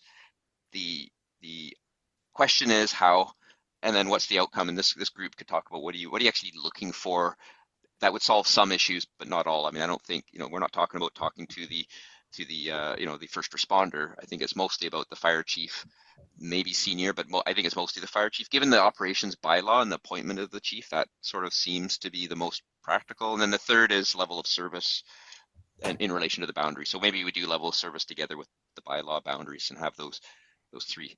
That's the kind of what I'm hoping I guess that's on the table right now if this group is wrestling with if those three things are the issues right now. And I don't know if that helped Clay trigger your memory of what you wanted. Didn't really trigger anything, but we're looking at communication, we're looking at service boundaries, and we're looking at cost recovery. Is that what the third one was? Yeah, level of service boundaries, and then cost recovery, which is part of the bylaw, and that's just mostly that's going to be inquiries about what are the options. cost recovery and the service area, those are aspects of the bylaw, so. You know, Exactly. I That's part of no that. That's like a problems 1A. Yeah. talking about that. As far as the broad communication issue that you're speaking of, that's not part of the bylaw. I'm not saying that, like I said, I'm not saying that I won't entertain the concept of a controlled meet with the chiefs on an annual or semi-annual basis. But I'm just not prepared to get into it as far as part of a service review. So it's not like that I'm quashing the entire idea, but I'm, in this particular case, I'm really on a laser beam focused on what the bylaw contains and the service area and the cost recovery. I see those as issues that can be dealt with in a bylaw. The other things I think we can comfortably walk away and say, yes, we're going to revisit this and we're going to see what form we can have this come in. So, Those are my thoughts. so you have no intention of going past the bylaw? At this point, no, I don't see a reason for it. That's what a service review is. No, it's not. Were you not here for the last two service reviews, Clay? That's insulting. Okay, let's Just keep it. That's an Let's keep insulting decorum. comment. Let's keep Apologies. decorum. Okay, hang on. Let me try to bring things back to order. So we have agreement. I'd say. What I know is that if, Yeah, I'm go sorry, ahead, Clay. Andrew, you go ahead. I was just going to say we seem to have agreement that the bylaw and boundaries, and then possibly levels of service, because that's hard to talk about if we're talking about boundary changes. Those are in in the negotiation process. Those are sort of on the table. Where the debate is whether, and this is, I'll put it out as a question, what at least Mark would like to include communications, discussion about communications with the fire chief, at least as part of the service review. Jason, I believe, was open to that, and Clay doesn't want that. And I guess I would put it back to the question for Clay: if it's not part of the service review, what is the option? Because one way through the service review would be just to recognize that it's not about the bylaw, but to articulate what it is. This group would articulate what it is exactly, and then make a recommendation, and to the board, and the board would say, here's what it is. So that if it's not done that way, how would that issue or that desire, I guess, happen?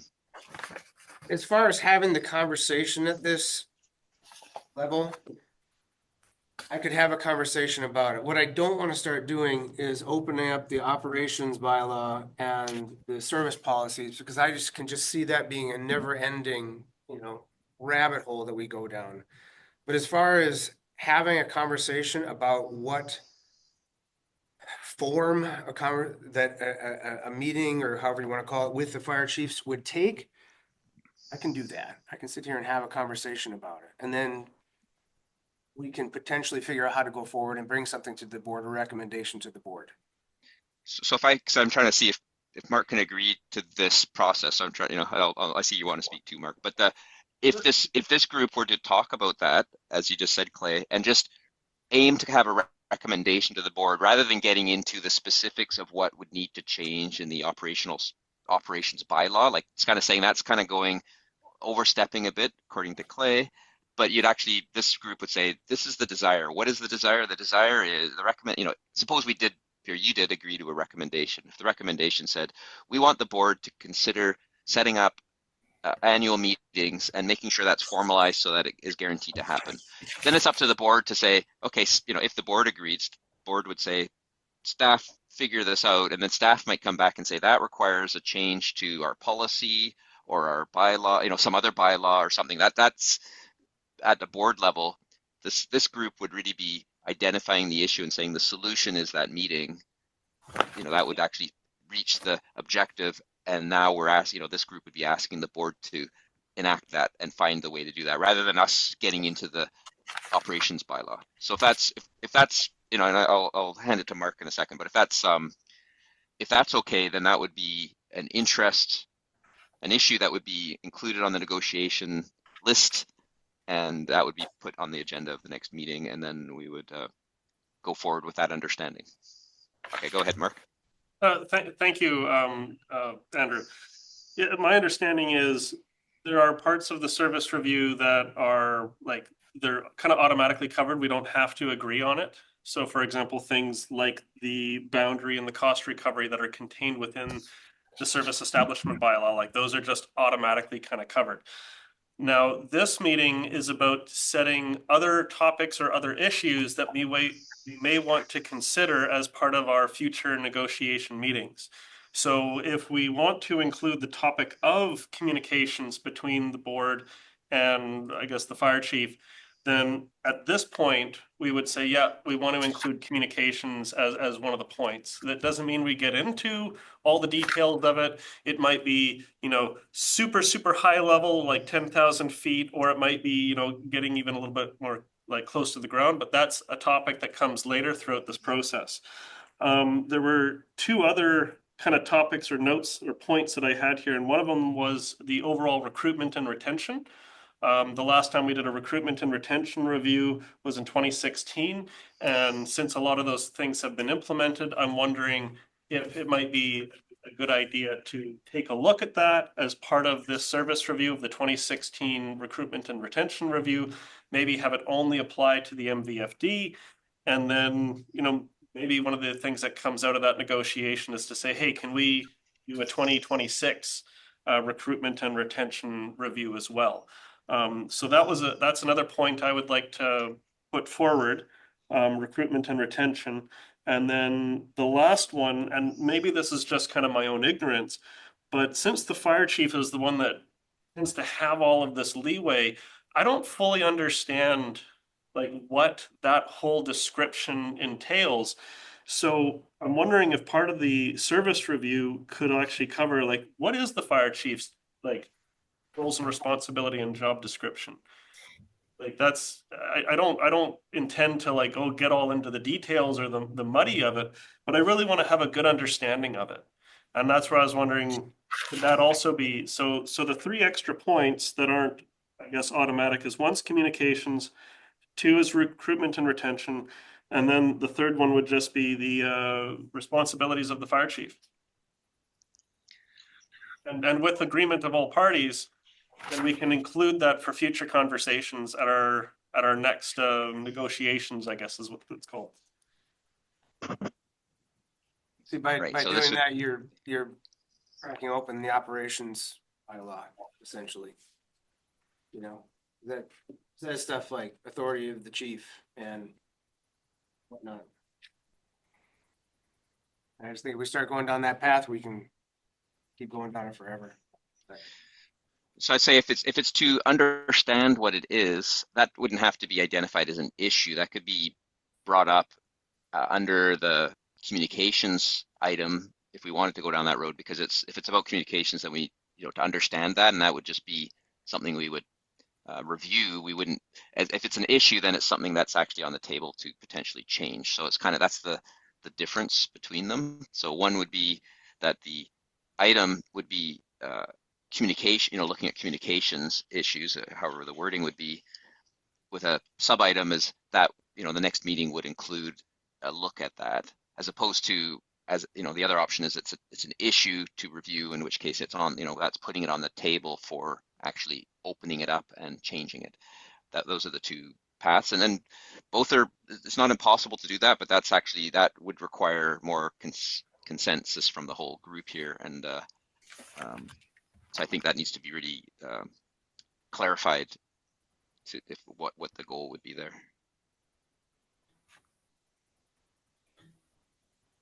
Yeah, because one of the things I've heard is that, so the MVFD still doesn't have a fire chief. And one of the things that I heard recently was that apparently until we do our service review, there isn't going to be a fire chief. And that kind of goes like, well, if there's going to be some kind of pause for the fire chief, then I guess the service review should cover what the fire chief does. Otherwise, it doesn't really seem to make sense that there's a pause on filling that position if we're not discussing that position. Otherwise, if there is a pause on filling that position because we're discussing that position, then I would say, then let's discuss the position. Or am I completely out to lunch? Right. So I mean, that seemed, I just wrote down a question. So in my mind, there's this, I guess there's a deputy fire chief who's acting as fire chief, I believe, and I assume that in that role, he's a bit more or less acting as the fire chief and adopts all those those things. So the underlying question is there a pause while the service review is being done? And that, I think we can ask that question outside and at the next meeting. You know, I'll ask that to the CAO and clarify, or to Ryan and Manager of Emergency Services, I should say, and then we'll see, you know, at the next meeting if that's, you know, given the answer to that, what that might entail for this review. Yeah, because if that story is true, that there is no, like, that there is a freeze on that, then I think that we should do the work. But if they're completely unrelated, then let them stay unrelated. Well, and that's actually because it's a CAO issue. That's actually a question for the CAO. So I'll ask that of the CAO. So the CAO has the authority to appoint the fire chief, and is he acting on that? Is it happening, or, you know, what is the relation with the service review? And that'll be a question, I think. Yeah, thank you. That's what is it? Nail on the head. And so the other thing, so we have right now, just trying to get to our issue. So we have the bylaw review boundaries, which also relates to level of service. So there's kind of two issues. Discussion of communications, and you know, as Mark pointed out, we're not getting into what the solution is, but we probably expect that'll be a recommendation of some kind. And then Mark suggested a discussion of recruitment and retention, and again, that's not directly related to the bylaw, so this group would have to agree to that. But that would be, you know, the potential solution would be some kind of recommendation to the board on doing it or not doing it. Maybe it's discussed and nothing happens, or that's discussed and says it's time for another one for MVFD. And the board, if there's other fire departments involved, that's for the board, not for. So that goes back to Clay then, and Jason too. Is that one acceptable? I see the recruitment and the retention. I think if we say we're going to start getting involved with that, then we're taking away responsibilities from the fire chief. And right now, I mean, I can't speak for all the fire halls. I just have a better idea as to what's going on at MVFD. They want to have more autonomy. They don't want to have us interfering with how they're running their hall. And I think if they want to have a recruitment and retention barbecue or whatever they want to do to reach out to the community, good on them. They don't need my permission to do it. I don't really think that we should be stepping in there and suggesting that they do. We're expecting our fire chiefs to go. Sorry? I was just going to say, I think Mark was talking about this review. In 2016, there was this review and a report that came to us, and it's actually, that would have been a board decision to ask for that and allocate money for that. So yeah, I don't believe, now I won't speak for Mark, I'll let him nod or not nod. I don't think he's talking about recruitment and retention activities of the fire chief under the fire chief. It's about hiring. Basically, that report was the board allocated money and hired a consultant to go out and make a report on issues related to recruitment and retention. So if this group were to do something, then that one recommendation could be, hey board, we recommend you do another one, you know, within the next 2-3 years, you know, so it's within 10 years turnaround. So that's I think what he's talking about. Okay, well, before spending the money on it, and I don't have a big problem with trying to figure out something like this, but I would want to have input from the chiefs to see just how bad an issue it is. And again, I see this as outside of the service review. I don't think it's something that can't be brought to the board, because I'm not saying it's a bad idea. I just want to make sure it's appropriate and that we're spending money wisely.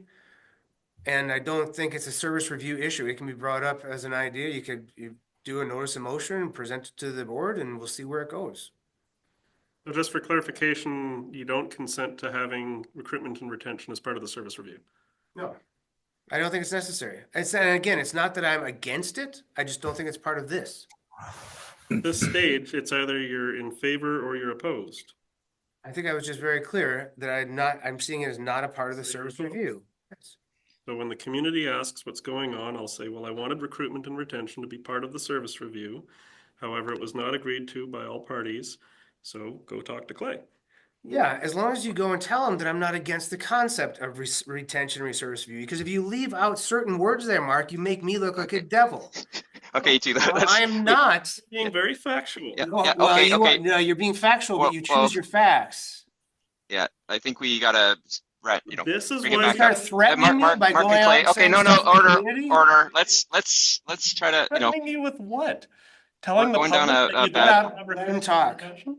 okay, we're going down a bad road here. So I think we gotta ratchet it back up. The idea of these issues that are not directly related to the bylaw requires consent. I don't hear consent, but issues can be brought back in at a future date with consent.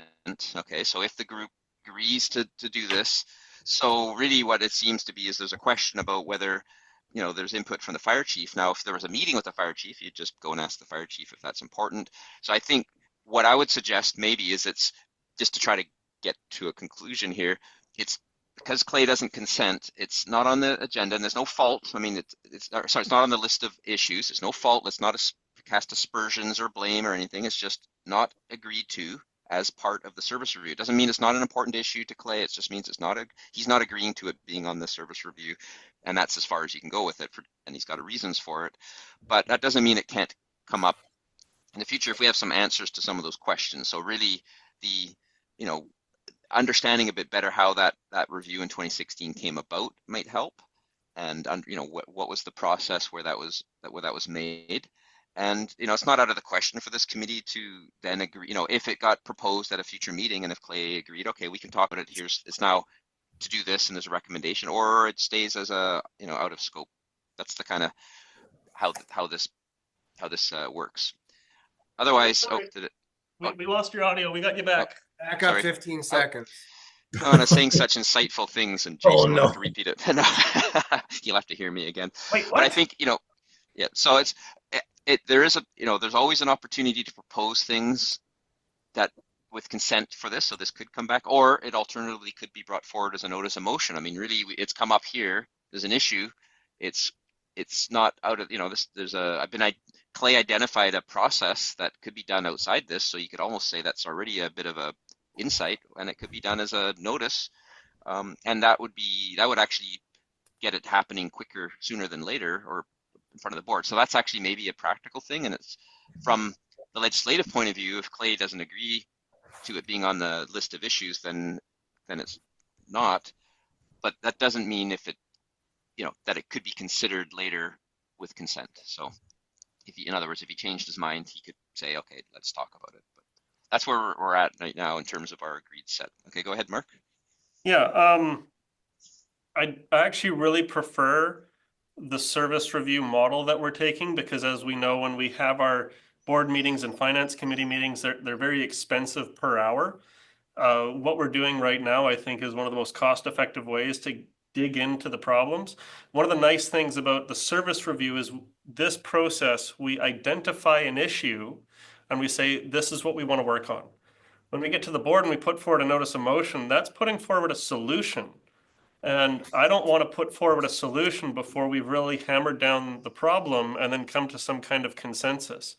Yes, the mandatory requirement for the service review is just the bylaw, but we can agree around the table to include additional things. Now, one of the reasons why I'll try one last time to convince that recruitment and retention is the jurisdiction and the responsibility of the board, because the report that we have from 2016 was for the board, and then the board adopted a number of recruitment and retention initiatives.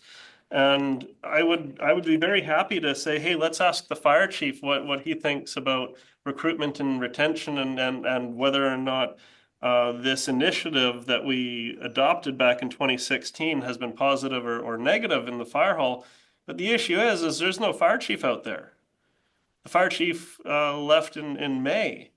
So I would like to see that as part of our review and our discussion, because I do believe it is an issue, and I do believe it is the result of a 2016 recruitment and retention initiatives that the board had approved. And the other one that I would like us to also include, maybe it falls under communications, is like, what's the roles and responsibilities of the fire chief? Because they have so much, responsibility and authority for the fire department. And so when Andrew, you go and talk to the CIO, if that position is not being filled because of the service review, then I think we should include that as part of the service review. Like that's just my thoughts, and I'm wondering if there's consent around the table to include that as just a bullet point, and then at the next meeting, when we actually get into it, we can decide which way we want to go, or whether we want to stay high level or low level, or just ignore it. So I have a proposal that maybe just adds more smoke than light, but let's just give it a try. The three issues that are agreed to have been identified. That's the bylaw review, the level of service, and communications. So those are, agreed to. What I could do when I have a list of the issues, I could say here's two issues that were not agreed to, two issues that were raised by at least one member of this group and not agreed to by all members. And we don't need to, get too much into who's what. But one of them is the recruitment and retention, and one of them is the roles and responsibilities of the fire chief. And those could be just as they haven't been agreed to, but they're not as if they haven't been talked about. They're there and they would say not agreed to, but pending questions. So they would be on the agenda. They would be not totally lost, but the default is they're not part of it unless those dissenting parties agreed to bring them in. But those who want them aren't losing them off the table either. They're still on the edge of the table saying, that they're on the side of the table pending some questions. And there's a question related to the roles and the fire chief that I'll address. So I'll commit to asking the CAO about the status of the hiring of the fire chief. What's the role and the status of who's the acting fire chief in relation to that bylaw. Number one. And number two, what I'll ask, and I just wrote it down, and again, if you guys agree, so I won't do anything if you say, what the hell are you doing? I shouldn't say that. What are you doing, facilitator? I would ask our manager of emergency services about this review, recruitment and retention review. I don't, how, and he would have at his fingertips, I think. How did that get started? Was that driven by the board or the fire chiefs? Is it time for an update? How much did it cost? Couple things he can put forward, maybe some information, hopefully fairly quickly, that then can be brought to our next our negotiating meeting, and then at least it's on the table, and then you guys can decide what you want to do with it.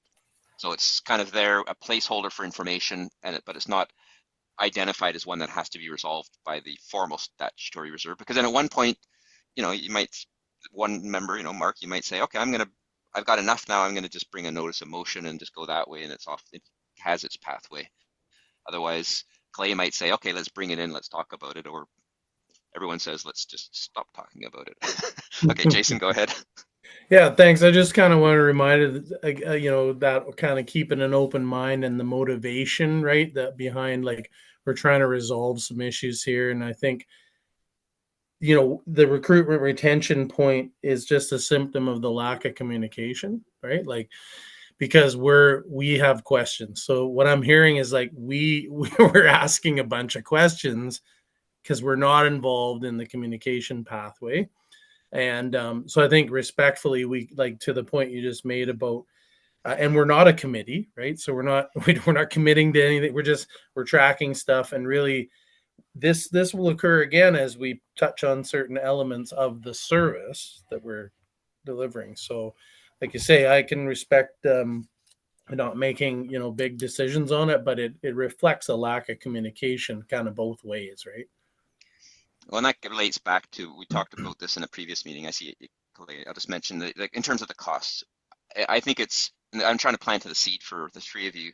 When we get to that next meeting, if you have questions, articulate the questions, and if this group can agree by consensus that those questions can make a recommendation, then if staff start saying, hey, you guys can't ask staff time to answer these questions, that's an hour work to go dredge that up, and I don't have the resources. So we might get that as an answer. So if we have, but we want to be structured. We don't want to be asking a question then get an answer. Oh, there's another question. Come up with a set of questions, send them to the board as a recommendation to say to the board, help us, we want answers to these questions, and then the board can direct staff or not, but the board could choose to direct staff to say, yep, now it goes through the proper channels and the budget and so on, and then there's answers coming at a future meeting. So that's why what I was proposing, and again, I just want to make sure everyone's okay with this idea that there's a couple items here, two of them, that are in the pending, they're in the not accepted list, but they're in the not off the table list. They're still issues that would be ideal, it would be nice to resolve to make all parties satisfied.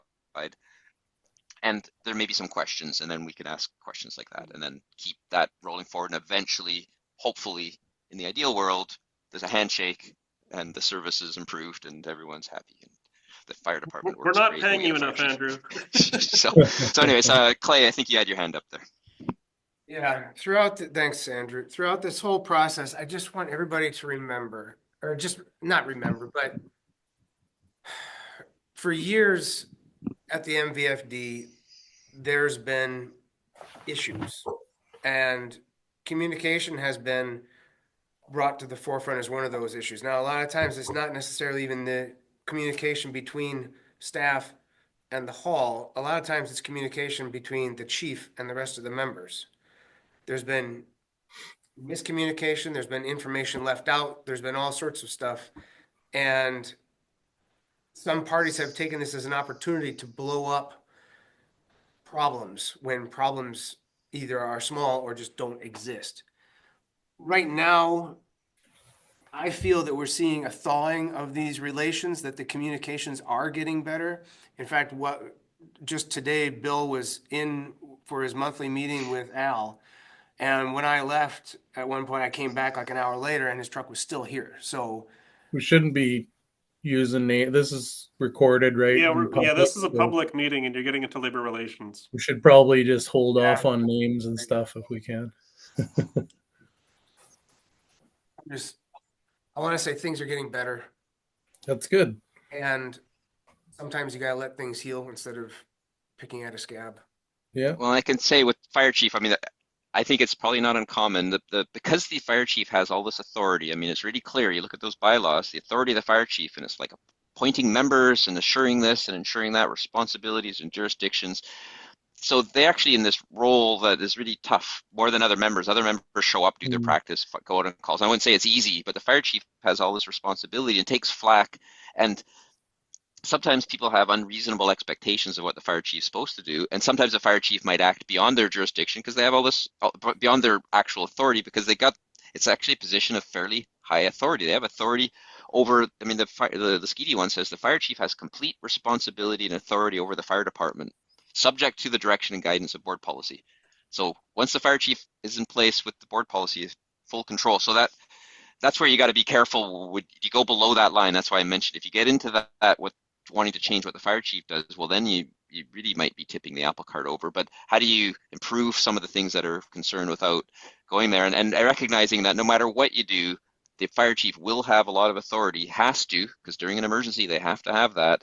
And that will inherently cause an opacity of communication between board and members, between public and board members, and what the fire chief's doing. I mean, it's amazing what people will say. The fire chief should do this or should do that. Well, you know, or they should open it up, right? It should be a democratic process. Well, it's not. It's actually a top-down hierarchical process, and that's just how it is, and that causes some angst. But nonetheless, that's just to kind of say that we can't solve all those things, but we can. There are things that maybe can be resolved, hopefully.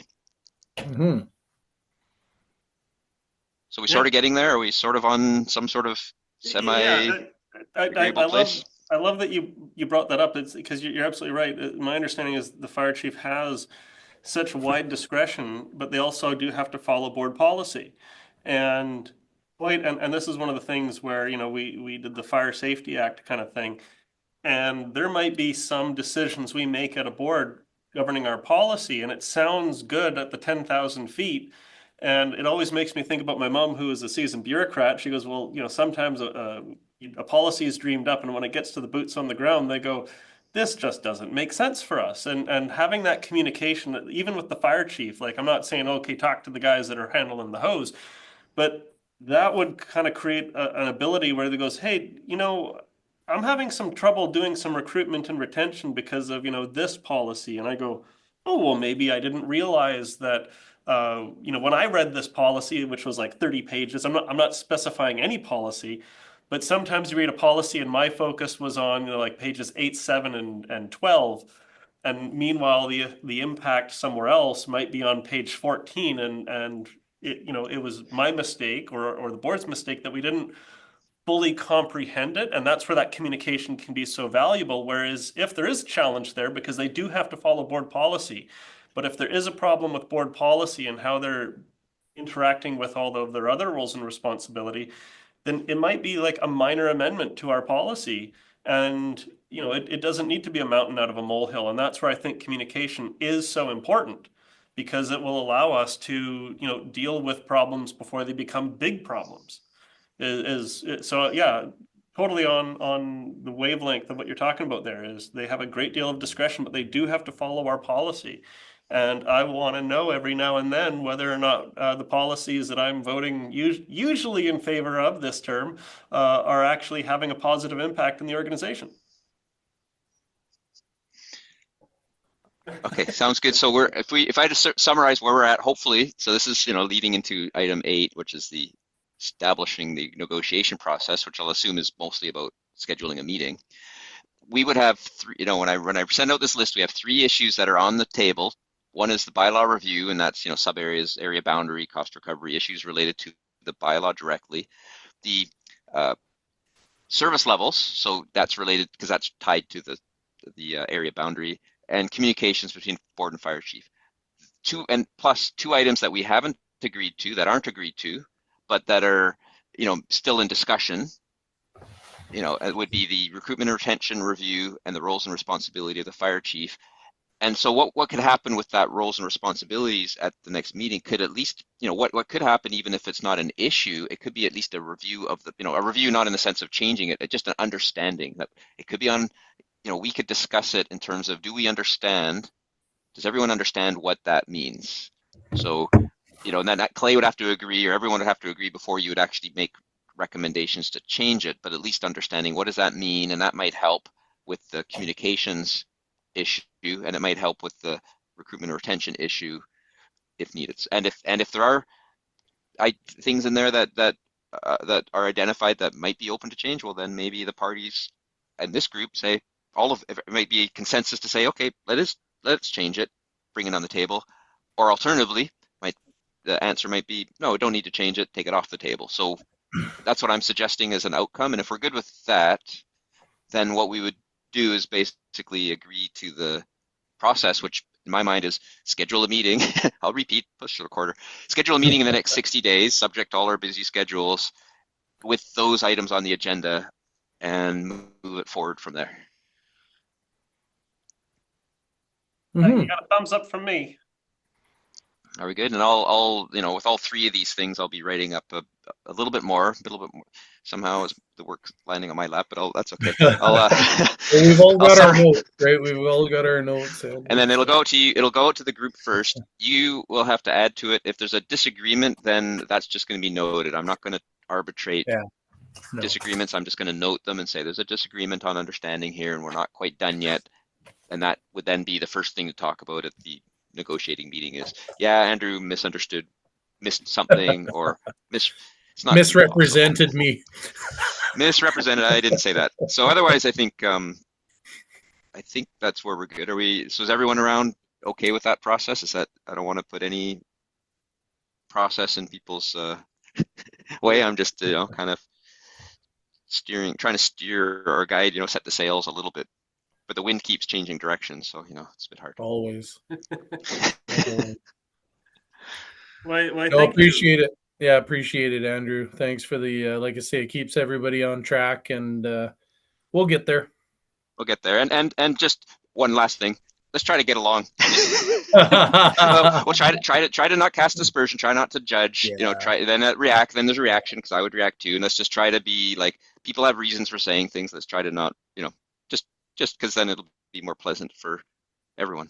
But anyways, that's no, not saying anything about beyond that. Let's just try to be friendly, and we'll find a way to get a handshake at the end, and hopefully everyone can, you know, agree to the changes.